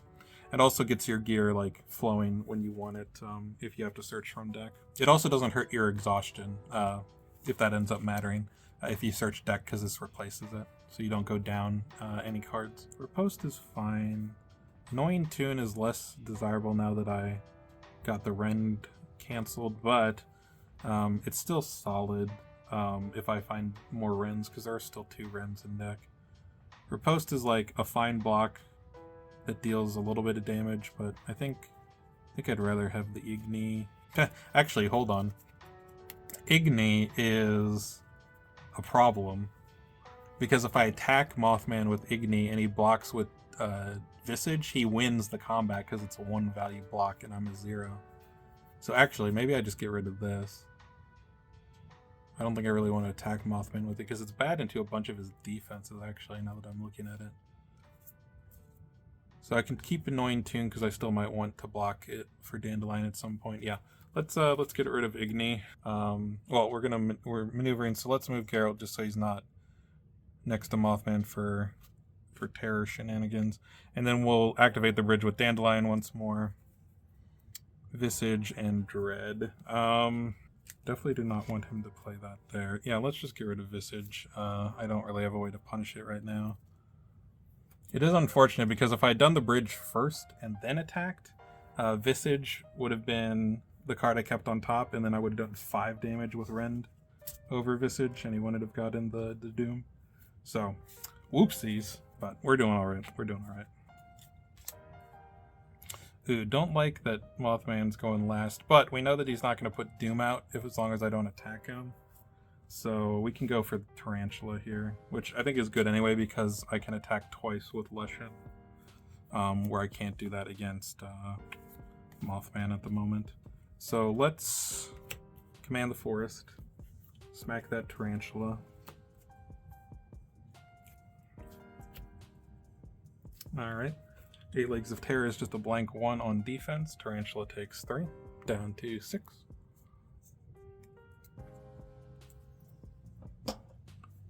And then if I won the combat, your opponent discards a card, so that will happen. Discards, oh yes, Disorienting Venom.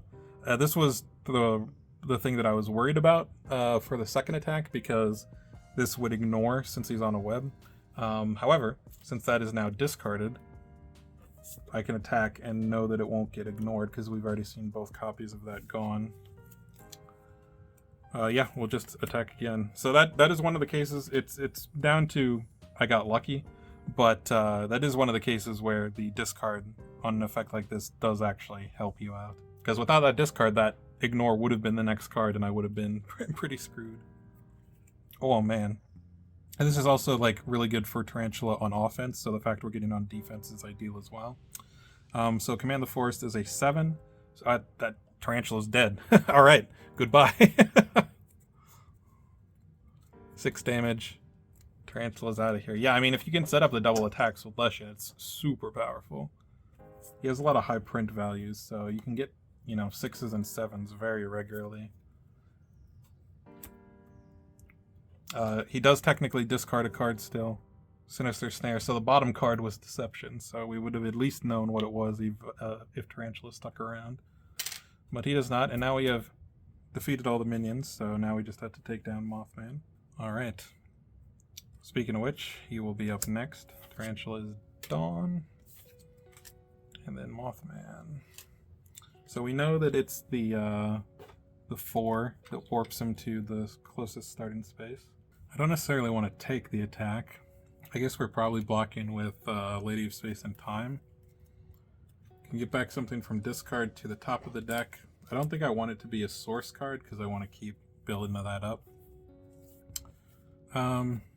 Searching Strike is fine. Channel the Source is fine.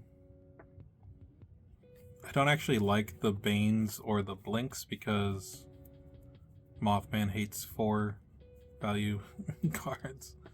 Searching Strike might actually be the call because I can use this to try to set up a guarantee to get it off.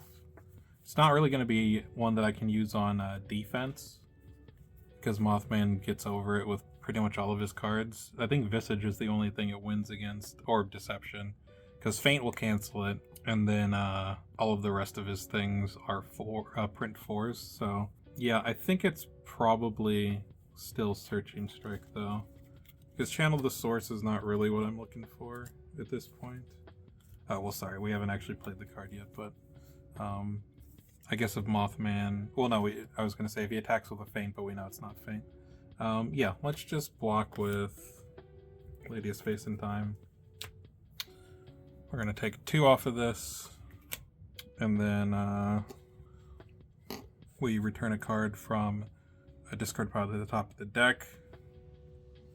So Searching Strike goes back.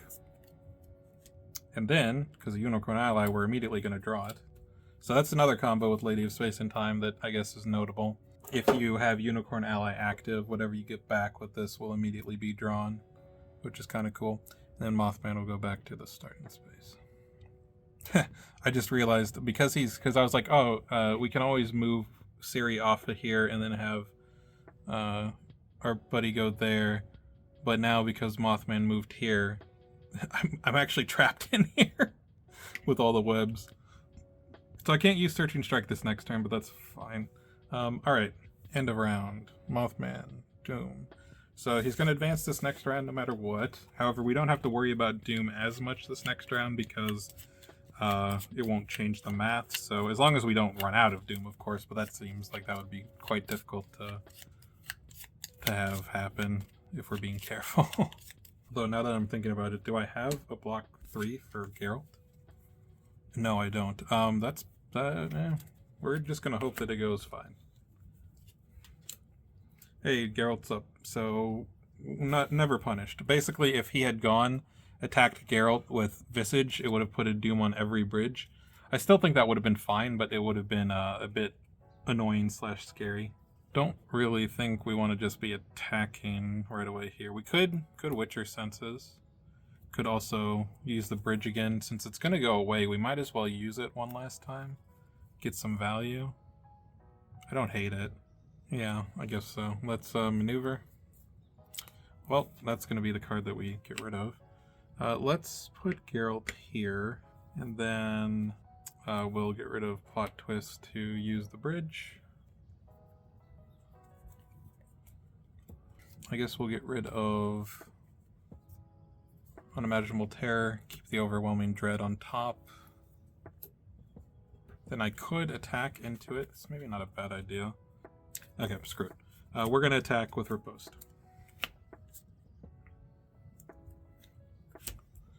No damage.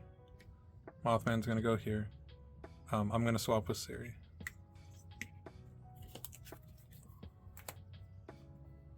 And then it's going to be Leshen. Leshen's probably not doing too much this turn. Only has 2 cards. Mothman's all the way over there. Doesn't have anything anywhere close to him. Maneuver. Ooh. Harrying Strike. It's a wolf card. First tile 2. During combat, add +2 to this card's value for each of your fighters adjacent to the opposing fighter. An important thing to note about this card is it says add +2 to this card's value for each of your fighters adjacent to the opposing fighter. So it does count the wolf that is using the card if the opposing fighter is adjacent to them. So this is a 4 by default if the wolf playing it is already adjacent to the opposing fighter, and it can obviously be up to an 8 if you have all 3 of your fighters. Now, it's not friendly, so you can't like buff it up further in something like Adventures or 2v2, because that could be crazy. If you could get squirrels in on this, that'd be nuts. But yeah, it'll always be a 4 as long as you're adjacent, and then it can be more as well. Now, it's going to be, I think, hard to make the Leshen adjacent a lot of times just because of the limited movement, but maybe off of something like a Vanish or a Flock of Birds, etc., you can set up some crazy stuff with it. So very cool card. I could use the move bridge to maybe move Mothman closer to me, or move Leshen closer to Mothman. So let's just move Leshen up here. I could use the heal, but I don't think I need it right now. We'll move the wolf a bit closer. Could do that. I guess I'd throw away the herring strike.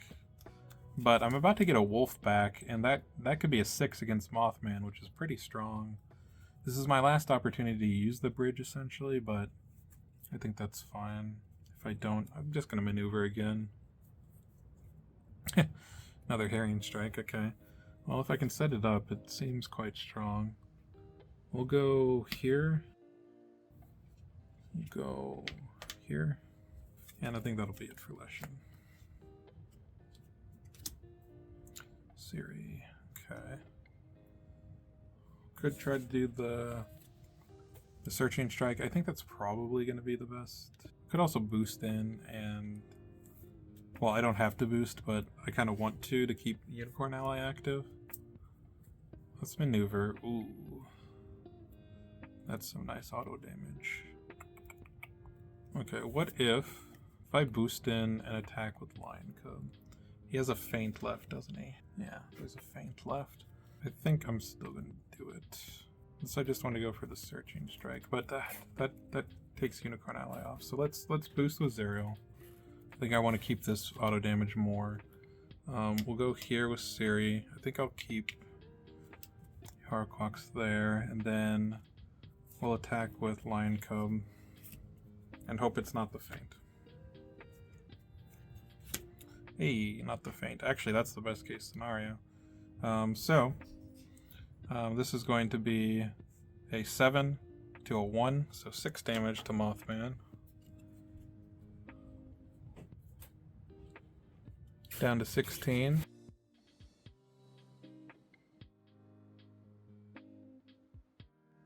And he does not get this effect.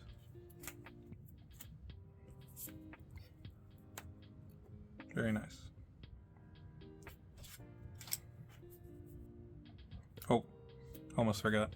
Draw a card. Drew into another Lion Cup. Alright, nice. And we still have only 4 cards in hand, so this does not fall off, which is what we wanted. Alright, Mothman is going to attack Ciri. There are 4 cards left. One of them is Deception, one of them is Feint.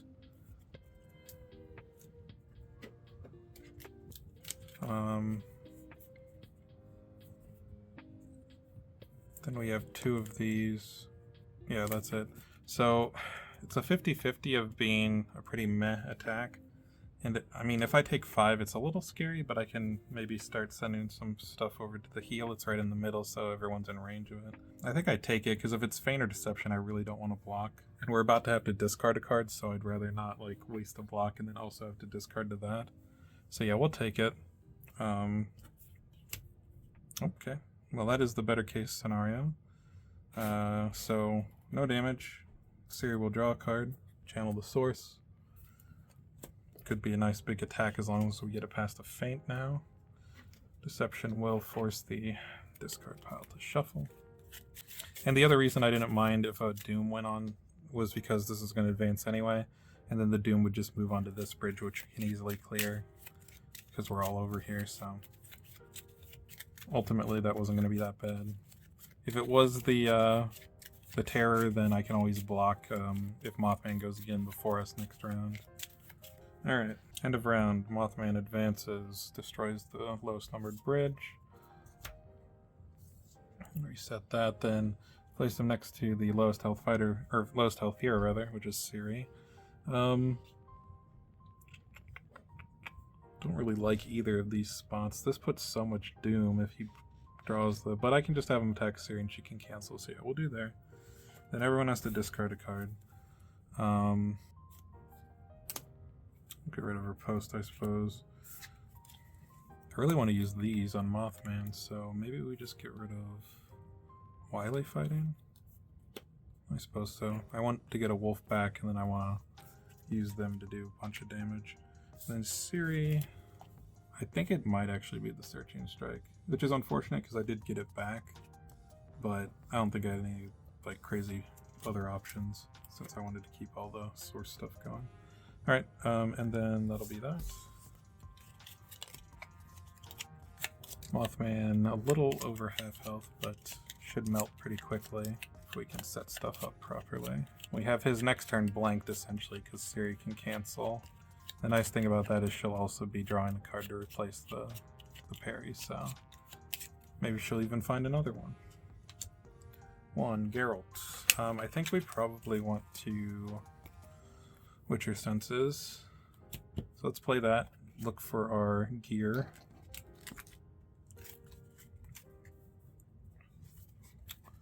So I'm just going to grab the one that I want and then show it off to you. Both of our remaining options are pretty good. But I think with the game state being where it is, I'll get this one. This is Geralt's ongoing. While I shuffle this, I'll have it zoom in on the screen here. But gear, Tawny Owl, draw 2 cards, gain 1 action. Which is why I'm picking this right now, because I would love to get some more cards. And then ongoing, if an effect would cause you to discard a card from your hand, you may choose to ignore it. I don't think that's going to be relevant here. Yeah, Jersey Devil's gone, and Mothman doesn't have anything. And then discard this card at the end of your turn if you didn't attack. So honestly, if that falls off, I'm not too worried, because I'm just wanting it for the immediate card draw. But if I do draw into an attack, maybe I can keep it active. I guess the one thing it would affect is when he destroys the next bridge, it would stop me from having to discard to this, because it does say an effect, it doesn't say like card effect or anything. That being said, we're trying to kill him before that bridge gets destroyed, so hopefully it won't matter, but we'll see. So we'll go ahead and play the Tawny Owl. Keep that there, show it's active. Ooh. Okay, so it could throw the 5 at him. Problem is that he has both visages, so there's basically I think he has 9 cards, so there's a 2 and 9 that he just ignores it and puts a doom on all the bridges, which would be pretty bad, I'm not gonna lie. Could attack him with a 2, but a 2's not really gonna do much. That being said, this is pretty fine into everything else. I guess if he has the terror, we've got 3 people adjacent to him right now, so he'd put 3 doom out. But he's not gonna put any doom out on his turn. Yeah, screw it. Damn, Mothman, you're ugly. Son of a... Well, if I had attacked with the 2, it would have at least done 1 damage, and I've been able to reposition. That's unfortunate, but hey, you know, that's the risk you take. So he ignores, and then he will have won. So hey, you know what? Maybe that Tawny Owl is going to come into play, because maybe he's going to destroy another bridge. Oh well, we tried. Tawny Owl does stay active though, so hey, that's something, I guess. Alright, Ciri, make up for this idiot's mistakes, I guess. Alright, I think I'm just going to attack him with a 7. But now he's more likely to have the feint. What if I attack him with the Channel the Source and then hit him with the 7? Let's try it. If he feints this, I'm not too upset. And he does. So that gets feinted, but that's fine. I didn't really want to discard. I would have discarded, probably pushed to the brink, if I had gotten into like a Deception or a Visage. If it was anything else, I was probably just not boosting it. I will draw off of Unicorn Ally. That's funny. It could go poorly, but let's just attack him with Lion Cub. If he has the perfect sequence of blocks here, Visage into double feint, you know, good on Mothman. He doesn't. It's going to be Unimaginable Terror, so he is going to take 4 down to 12.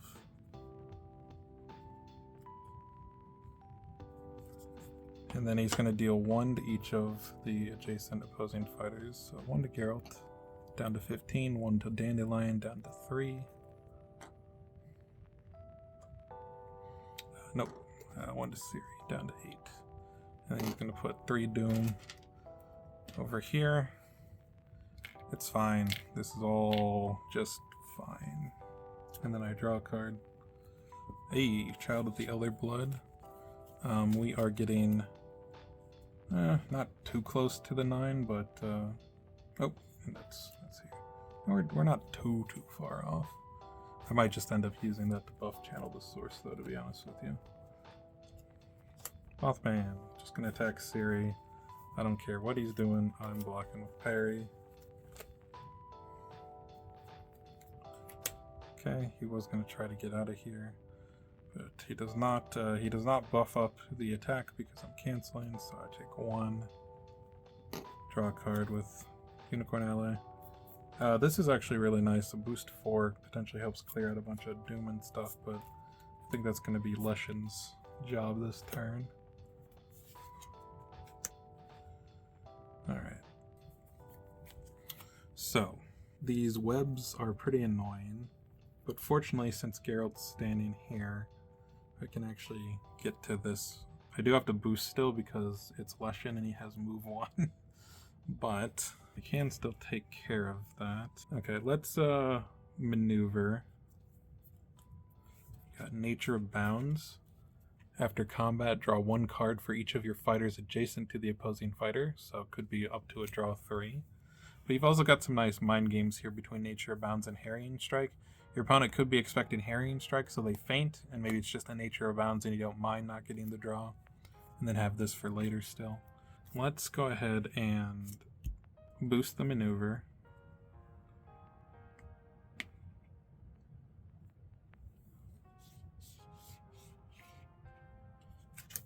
And then I will use Harrying Strike. I think that one's actually going to clear here. Well, no, because I think I don't care about the heal as much. Ciri still has a block, yeah. So we're actually gonna do it on here, and then we're gonna target ourselves for this one. Draw to 4. Okay, and then we'll maneuver again. Get rid of another Nature of Bounds to clear again, and have Geralt draw to 4. Hey, and here's the other gear. So this is the one that I did not search. We got another copy of Duelist, but this is the last gear that we chose for the deck. Armor of the Forgotten Wolf. This is our armor card. It's a 2-value defense. During combat, add +1 to this card's value for each fighter adjacent to Geralt. So again, in melee, this is always going to be a 3, and potentially it can be more. Also, something to note is it's each fighter, not opposing fighters, so it does count your allies. So if you have Dandelion next to you, and your opponent's a melee fighter, this can be a 4. And then after combat, end the turn. So that just kind of, it's similar to Trash Talk. It doesn't cancel. That is very important. However, it does kind of cancel after combat effects, because if you end the turn after combat, your opponent will not have the opportunity to resolve their after combat effects. It also stops effects and abilities that happen after attacking, so stuff like Robin Hood's Hop, Shakespeare's card going to his line, etc. So very strong defense card. Even without your sidekick, it's still a 3 that ends the turn, which is just better than the rest of Silence and Hamlet's deck. So very strong card, a very good defensive card, and does still have some pretty good applications in this scenario, like against Mothman here. It actually lines up well into most of his attacks. Visage, it full blocks, so don't have to worry about that. Even if it did somehow lose, it would end the turn before you place Doom at least. If you somehow lost, which I don't see a way to at the moment. It's good into Overwhelming Dread if you don't want him to run away. It's good into Terror because he doesn't do the after combat deal damage to everything and put Doom down. So yeah, very good card here against Mothman, and just a very good card in general. The other armor card is pretty good too, which we'll see after the game. But yeah, this one I felt was better in this type of game. All right, that should be everything. So Mothman puts 3 out. Fortunately, we were able to get rid of most of the Doom that he put, but he does get the most progress he's gotten on a single turn so far.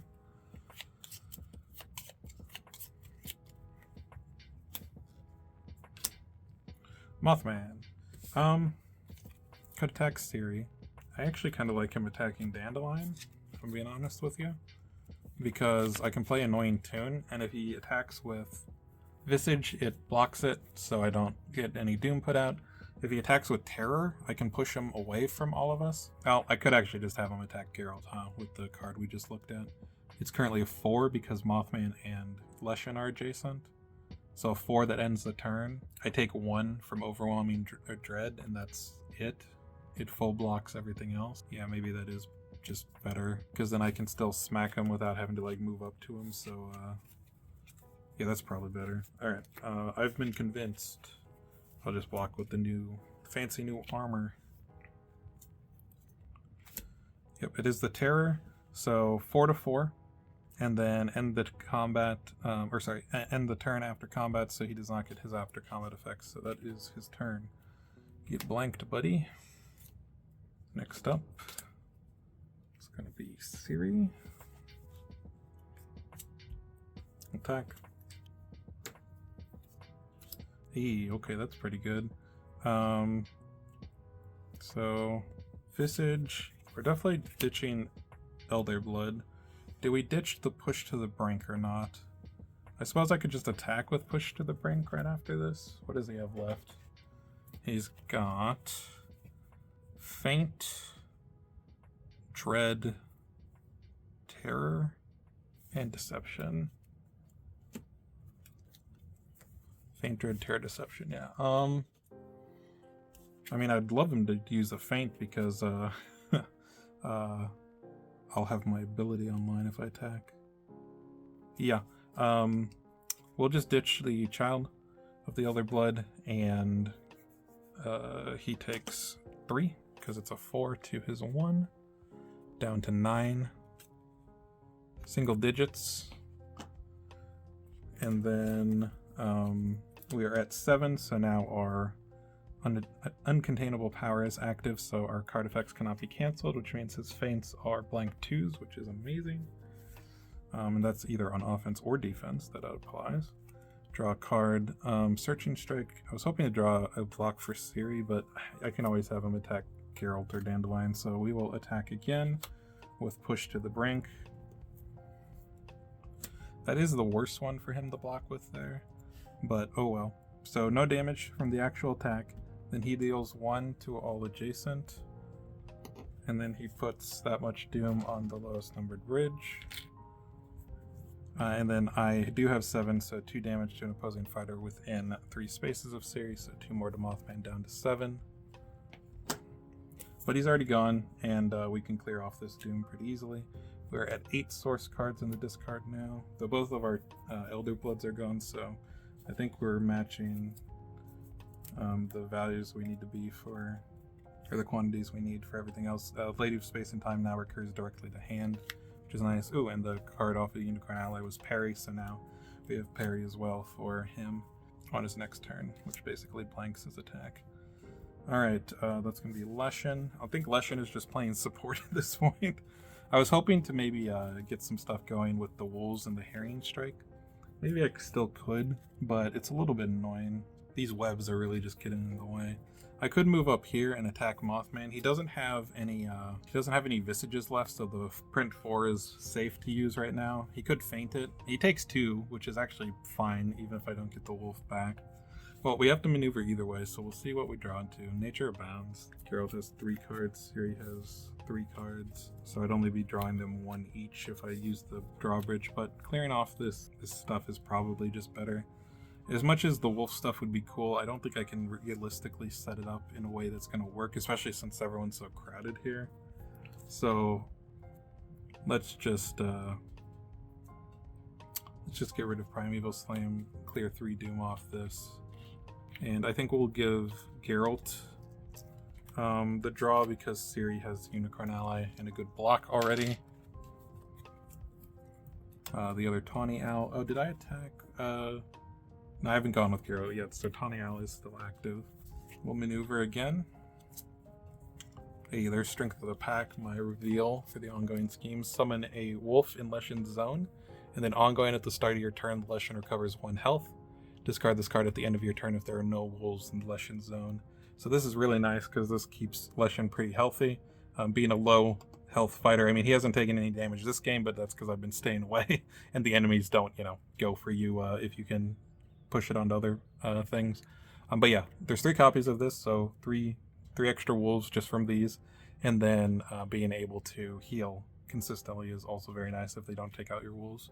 We'll use Nature Abounds to activate this bridge here, and that will heal Ciri for 3.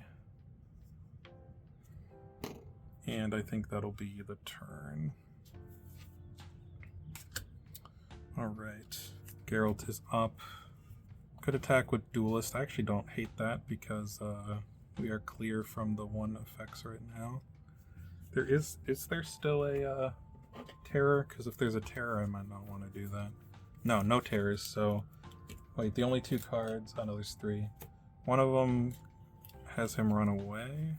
Yeah, one of them has him run away. The other's Feint and Deception. Let's go ahead and Tawny Owl.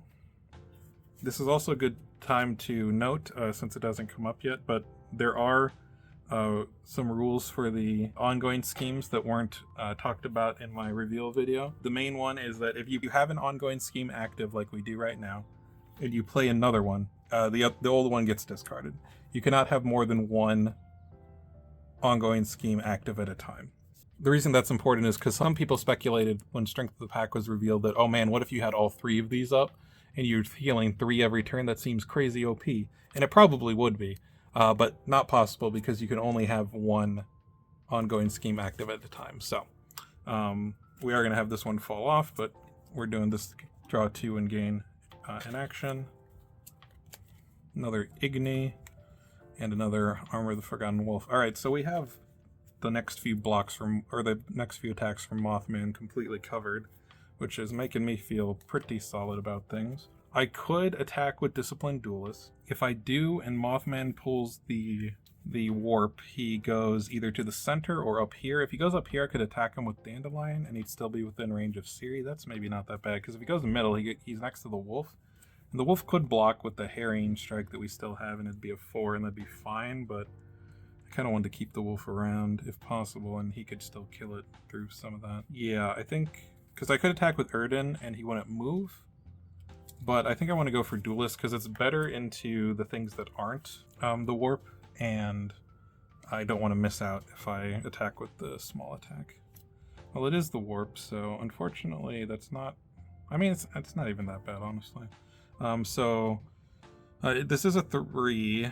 Yeah, this is a 3 since he's destroyed a bridge, so only 1 damage. Mothman down to 6. I think we do want to warp him over here. And then it's a print 2, even though it's a 3 for the actual value in combat. So I draw a card. Another Erden. I guess we'll attack with Annoying Tune. So yeah, I mean, if I had attacked with Erden there, it would have stopped him from warping away, and I could have attacked with Duelist second, and I either do 4 undefended if it's a Deception, or 2 if it's a Feint. But honestly, like, this into either Feint or... Like, I'm gonna ultimately get the same amount of damage either way, because I did 1 damage there, whereas I would have done none if I attacked with Erden, and now I either do 3 undefended instead of 4 undefended, but I already did 1 chip over that first block. Or I do 1 over a Feint, in which case I would have done 2. So yeah, the damage actually doesn't change, so this is still fine. And it is the hoax indeed. So, or the deception rather. So 3 damage. Mothman down to 3.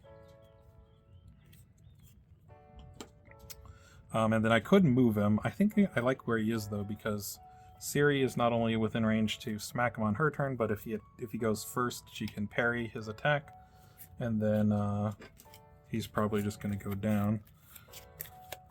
So yeah, we'll keep him there. Actually, you know, we'll go 1, 2, 3, 4, because that seems sufficiently annoying in matching with the card. Mothman just getting yanked around everywhere.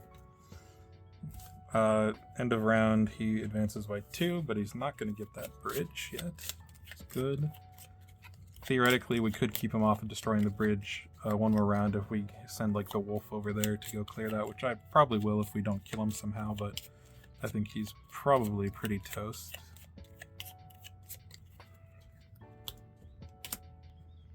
That's going to be Leshen. Guess we might be sending the wolf over there anyway, since... Well, let's maneuver, because that's happening either way. Ooh, this is a fun one. Planted Feet. After combat, if your fighter hasn't left their space this turn, draw 1 card.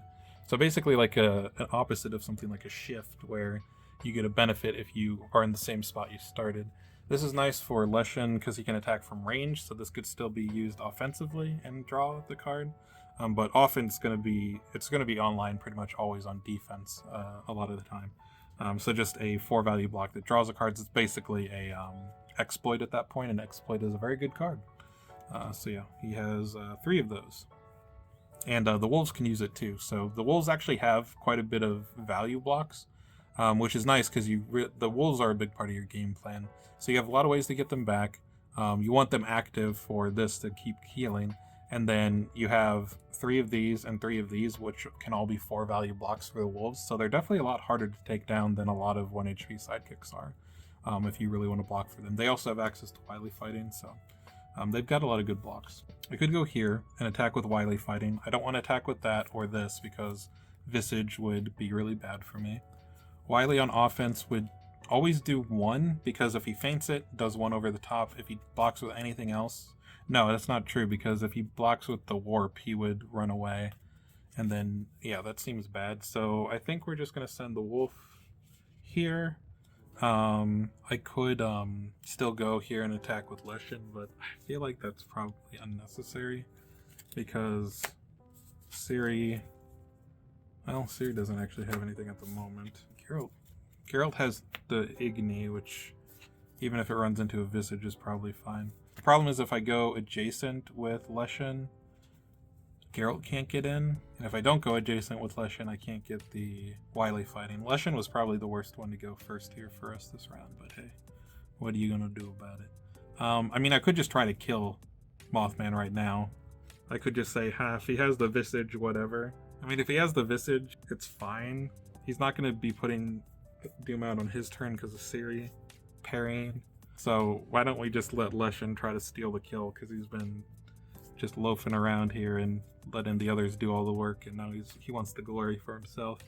Though to be fair, he has been really good supporting. Oftentimes you're going to have a character that ends up being in that support role, and then ended up being Leshen. Leshen did a lot taking out the minions. We got to give him credit where credit's due. He did a lot taking out the minions, but then he hasn't done much to Mothman. But to be fair, if you've seen all of the printed 4s, there's a reason he hasn't been going for Mothman, because those are not good against him generally. Let's go ahead and... Oh, actually, this lets me move a fighter. So if I activate this bridge... Yeah, hold on. Where was I? I was here. So I guess I can just activate the bridge instead of boosting and then activating the bridge. So I can activate the bridge with that, and then I will use that and move Leshen here. That's fine. And then we'll attack with that.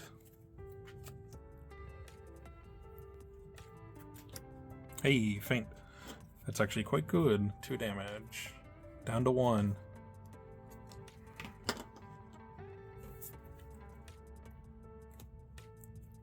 No wolf back for me. No wolf movement. That's fine. Ciri does not currently have anything to really do much here, so we will maneuver. hilarious, by the way. You know what? We're gonna have, as I've heard him dubbed, I can't remember exactly who came up with it, but Quackers the Murder Corn is going to try and stab Mothman through the gut with the bloody horn here. And as long as it's not Visage, that will do it. So 1 damage to Mothman.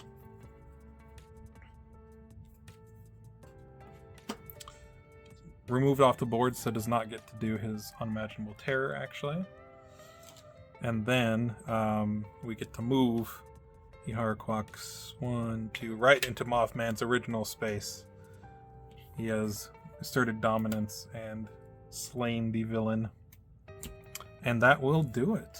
So, that is Unmatched Steel and Silver, taking down Mothman in Adventures. Let's go ahead and do a brief look through of the deck, see if there's any cards that we did not see during the game for any of these fighters. Nope, we had 2 more Wrens. Those would have been really good to finish things off as well. Hit another Duelist, Damn You're Ugly, Witcher Senses, and Plot Twist. So that is all of Geralt's cards. However, let's grab his other gear so we can show that off. So this is one of the other ones that was revealed early. Sword of Silver, 4 value attack. Immediately, if your opponent's card has a printed value of 4 or more, ignore its value. So the 2 options for the sword are the steel, which is the action gain one, and then the silver, which is good against opponents that have good print value defenses. This Sword of Silver is absolutely nuts against Bigfoot, as you can probably imagine, because a bunch of Bigfoot's blocks are 4 value, of course. And then even if it goes over something like a feint, it's still quite strong because it's 2 damage. Even if it goes over, it's just your imagination, it's still 1 damage over that. And then he doesn't have the cancel for maybe some of your other effects that you want to get through. Seems crazy against Muldoon as well. Of course, reaching Muldoon is the problem. So we'll see if Geralt has any ability to do that more than some of the other melee fighters. Then we've got the other armor here. We've got the Wolf Medallion. Immediately cancel all effects on your opponent's card. And then during combat, if the opposing fighter is not adjacent to Geralt, ignore the value of your opponent's card. So this is a 3 value cancel. So just even at base there, really strong. Just your imagination, pragmatism, parry for Ciri, etc. Dandelion cannot use it because it's a Geralt only card, but it is also a 3 boost. And then in addition to being the cancel, if your opponent is not adjacent, so if they're attacking from range, then you can ignore their value as well. So this is exceptionally strong against ranged fighters, but it's just going to be solid in general. That being said, because the other option you have for armor is the Armor of the Forgotten Wolf, this one is more geared towards melee opponents, since it gets the bonus for adjacency, and then the Wolf Medallion is more geared towards ranged opponents. That being said, I can still see putting this in against fighters where you want to make sure you have a cancel, because this is Geralt's cancel. If you don't include Wolf Medallion as one of your gear options, then you don't have access to a cancel, and obviously fighters without a cancel can run into certain problems.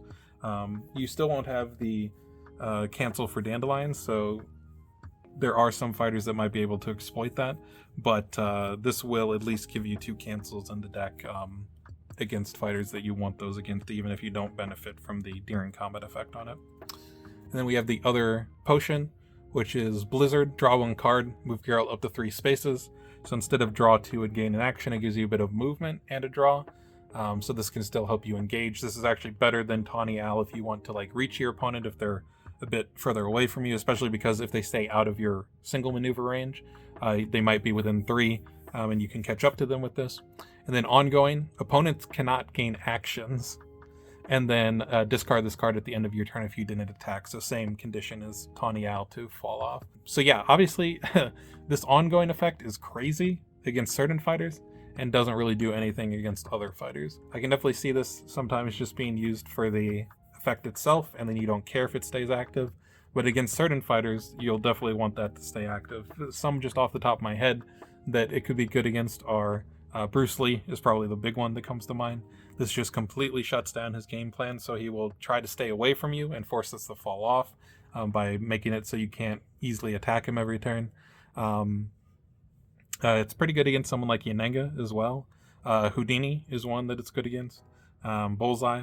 So yeah, you have lots of fighters that this can be really annoying for. So definitely a good option there. And I think just the variety here that you see between the different gear options really goes to show how flexible Geralt is, because he has lots of tools for lots of different types of fighters, which obviously matches really well with his lore and theming, always having the right tool for the job.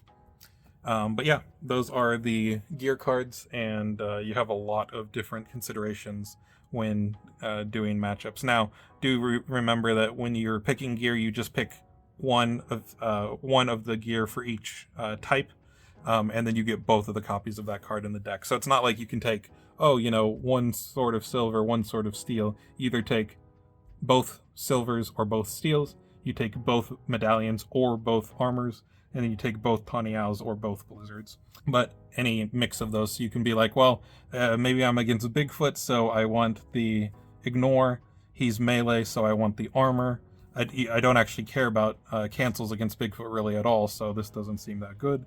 And then maybe I want this because he's a move 3 fighter, so maybe getting some movement is good. That being said, neither of the ongoings are good against someone like Bigfoot because he doesn't discard any cards from you, and he doesn't gain actions. So it's like, do you want the tempo from drawing and action gaining, or do you want the movement option? So I could see either one going there, but let's say you like this, so then you'd include 2 of each of these in your deck, and you wouldn't have any of these going into that matchup.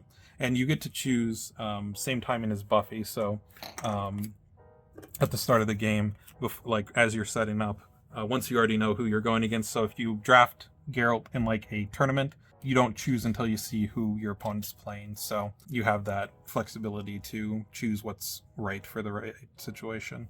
So very cool. I love this ability. I have always loved Buffy's ability. I'm really glad they brought it back in some sort of way, that customization for the deck. That is Geralt. Let's see if we missed any cards for Leshen. I think because we drew a couple of the ones at the end, we drew the Strength of the Pack and the Planted Feet. Those were the 2 cards near the end that we saw, but everything else here is stuff that we already saw throughout the game. There's another Vanish, of course. There's a couple Planted Feet.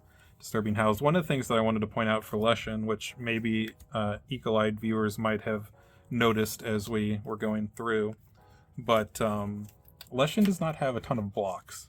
So even though he has a bunch of wolves, and he has the healing from Strength of the Pack, he does not have many blocks. In fact, I think he has 9 blocks, which is very close to the lowest of any fighter in the game. InGen has 8, technically 11 if you count regroup, but if we're counting the actual blocks that are likely to be things you actively want to block with, InGen essentially has 8. And so Leshen only has 1 more than that. Now the wolves have a few blocks that Leshen can't use, but these are the only blocks that Leshen has access to. So he has the 3 Wily Fightings, the 3 Planted Feats, and the 3 Primeval Guardians, and they're all really good. Don't get me wrong, they're very good defenses, but there's not a large quantity of them. Less than a third of Leshen's deck he can block with. So you'll want to use the wolves to, body block to a degree, since you have quite a few wolves that you have access to throughout the game. But you also want to keep wolves alive for the healing, so this can help offset a little bit. If you have to take an undefended attack once or twice, like maybe you can make it back if you can keep that active long enough.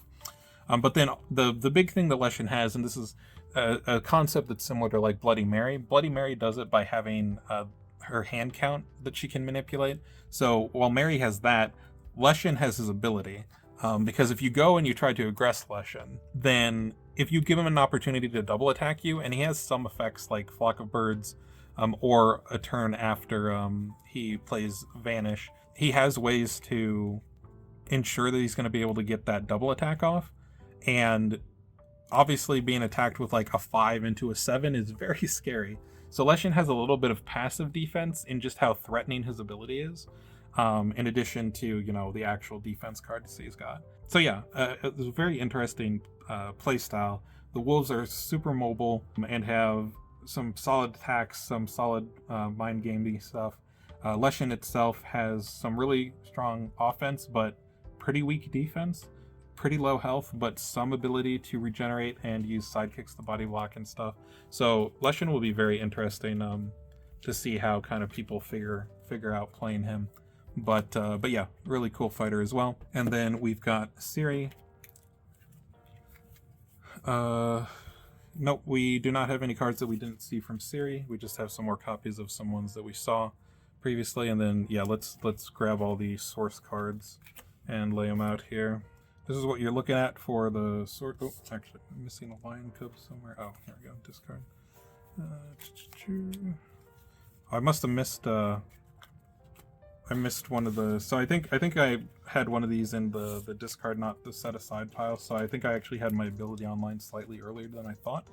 But what you gonna do? All right. So yeah, these are the source cards, and as you can see, there are indeed 13. You have 3 copies each of these 3 combat cards here, and then you have 2 of the scheme and 2 of the Lady of Space and Time. So those are the source cards themselves, and then of course you also have the Searching Strike. You have 3 of those to potentially search out more of them, and then you have the 3 Channel the Sources to load up your discard with them early if you want. Or save it till late, because again, once you have unattainable power active, this can't be canceled. So let's say you do get into a late game situation. Let's say you've got 7 in discard, so I'll just pull, you know, 7 random ones here. So let's say you have 7 source cards in the discard pile, and you attack with Channel the Source. Theoretically, if you had all 6 of the other source cards, because you need 7 to have this be uncancelable. If you had all 6 of the other source cards in hand, then you could ditch them all to this and have it be plus 12 value. So this would be a 14 uncancelable attack, which, you know, seems pretty good. But setting it up that way is going to be quite difficult, I think, because everything needs to go exactly right. But being able to throw this late game, you know, as an uncancelable 6 or 8 or 10 isn't too outrageous. And you can potentially throw it earlier than that, just giving the opponent the opportunity to cancel if they have one.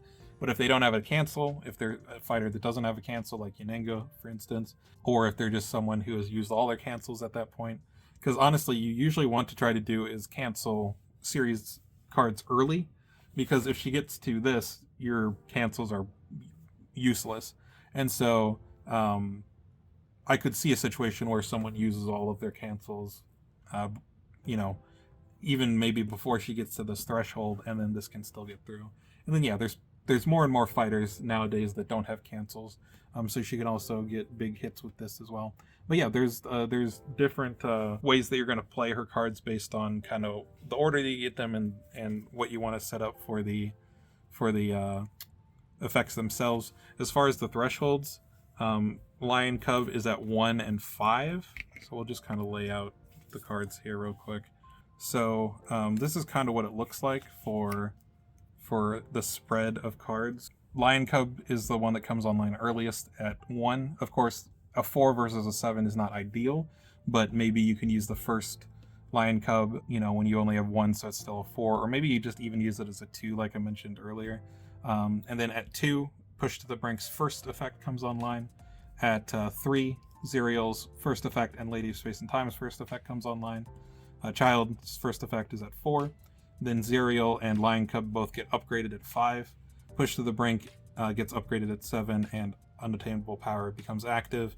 Lady of Space and Time gets upgraded at 8. Again, there's no 6. There's just kind of an awkward spot at 6 where it doesn't change anything. And then 9 upgrades Child of the Other Blood to be a ridiculous scheme. So yeah, that's kind of the spread. So this is generally like the order that you'd be wanting to play stuff, like ideally, if you want to line it up perfectly. But ultimately, you're not going to get all of your source effects every game, because you need some to not have their effects in order to set up for other ones. Because even Lion Cub, which needs one, means that you played or discarded a source card for no effect at some point, because there's nothing that is active at 0. That being said, Channel the Source does let you still get value out of source cards that you were just loading up your discard pile with. So like an early channel, maybe ditching 2 source cards would, then turn on these 2 if you attack with them later, and in the meantime you got to attack with a 6. So she definitely has some options. And then her sidekick also has some good like supporting cards. Has the searching strikes to potentially find you specific cards that you want, so you can sequence your source play a little bit better. And then of course this is just a really solid attack that has a big boost value. Unicorn Ally is technically an any, but that's less relevant. And then you do have the parries, which either fighter can use, and then some good blocks for Ciri as well. So yeah, that is her deck. I think she's definitely my favorite one out of the box, probably out of the Witcher stuff in general. It helps that my favorite Witcher character, even before they came to Unmatched. I love the art because Zoe has always had some of my favorite art between Battle Legends 2 and Shakespeare. And then mechanically, I think she's really interesting, so definitely one that I will be exploring more. And I cannot wait to play her on Full Send Friday, so definitely keep an eye out for that whenever that happens. Hopefully we'll be able to do some Full Send Friday stuff with these fighters not too far into the future now. But yeah, that is going to wrap us up for the Steel and Silver Unmatched Adventures playthrough. Definitely stay tuned, because Realms Fall will be releasing not too far into the future, and with that we'll be doing those fighters against the Martian as well as the minions that we did not see today. So that would be Loveland Frog, the Blob, and Skunk Ape. I suppose before we leave we can show off a little bit more of the components that we didn't see in the Adventures game here from the set. So we'll show off the maps first. This is Kaer Morhen, and the notable thing here is that you'll notice there are one-way paths.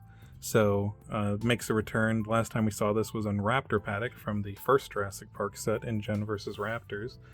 So the rules for those are that they are adjacent for all intents and purposes, so you can move at least along this way on the arrow, and you can attack even if you're on the bottom side here, but you cannot move the direction that the arrow is pointing against. So you could move from here to here or here to here, but you could not move back along those this way unless you're a large fighter. Large fighters do ignore that rule, so T-Rex does not care. And so we see quite a few one-way paths along the edges of the map.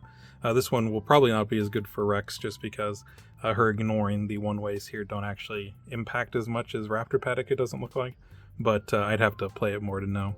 The other thing that you'll probably note, which is very exciting, is this is going to be the first map that has quad zones. So there are 2 spaces on this map here that have 4 zones that they are a part of. So characters like Yenenga are going to be a big fan of that. Wayward Sisters as well. But any ranged fighter is going to be able to take advantage of that pretty well. So very interested to see how these play out, as well as, the fact that there are also some other tri-zone and double zones on the map. So that's Kaer Morhen. And then, as you may know if you've been following stuff, the maps for the Witcher sets are double-sided, so love to see more map variety, as always. The other side here is going to be Fairyland Forest, and there's no map gimmick on this one, but there is a zone here that's a single space. This is not the first time we've actually seen this, because we did see that in the Globe Theater from Slings and Arrows. We have 2 spaces on that map that are single space zones, but we do see one here, and then the rest of the layout is pretty standard, but love the art on this one, and always love having more maps when possible. So haven't explored too much of these yet and how they might play out, but having more options is great, and seeing some mechanics like one-way paths to return on the other side of this is really cool. I didn't use them, but here is the Geralt bathtub mini. I should have honestly thought of pulling them out for the Adventures game, but maybe next time. But here, if you get the Witcher bundle, you got the Geralt bathtub mini.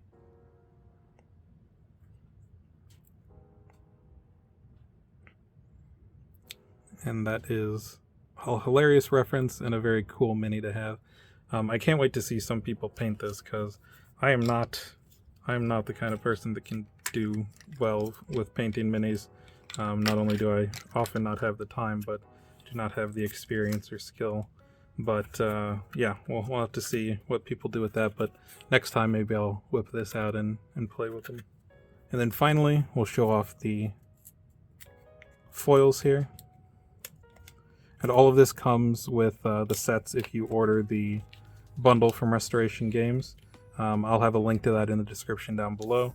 And they should be shipping out now that the embargo's lifted and the sets are live. So if you order directly from Restoration, if you're in the US or Canada, you should be hopefully receiving those within the next week or so. Channel the source. So my reveal card for Ciri is the foil. We've got the lightning on here, a nice silver foil, looks very cool. Absolutely love this one, and a great option for the foil. I love the effect, it looks so good. Then for Geralt we have Igni, also a really cool effect with the gold foiling there.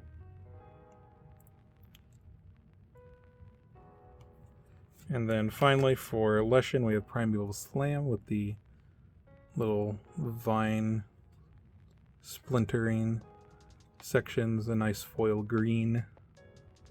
Looks very good as well. But yeah, so those are the 3 foils. So if you get the Witcher bundle, you get the Steel and Silver set, the Realms Fall set, and then the foils. And from both sets, I'll show off the foils for the Realms Fall set in the Adventures video for that. And then of course you get the Geralt Bathtub Mini as well. So yeah, that is Unmatched Steel and Silver, and I cannot wait to do more with these sets, so looking forward to it. Thanks everyone for watching as always, and I will catch you guys next time. Peace.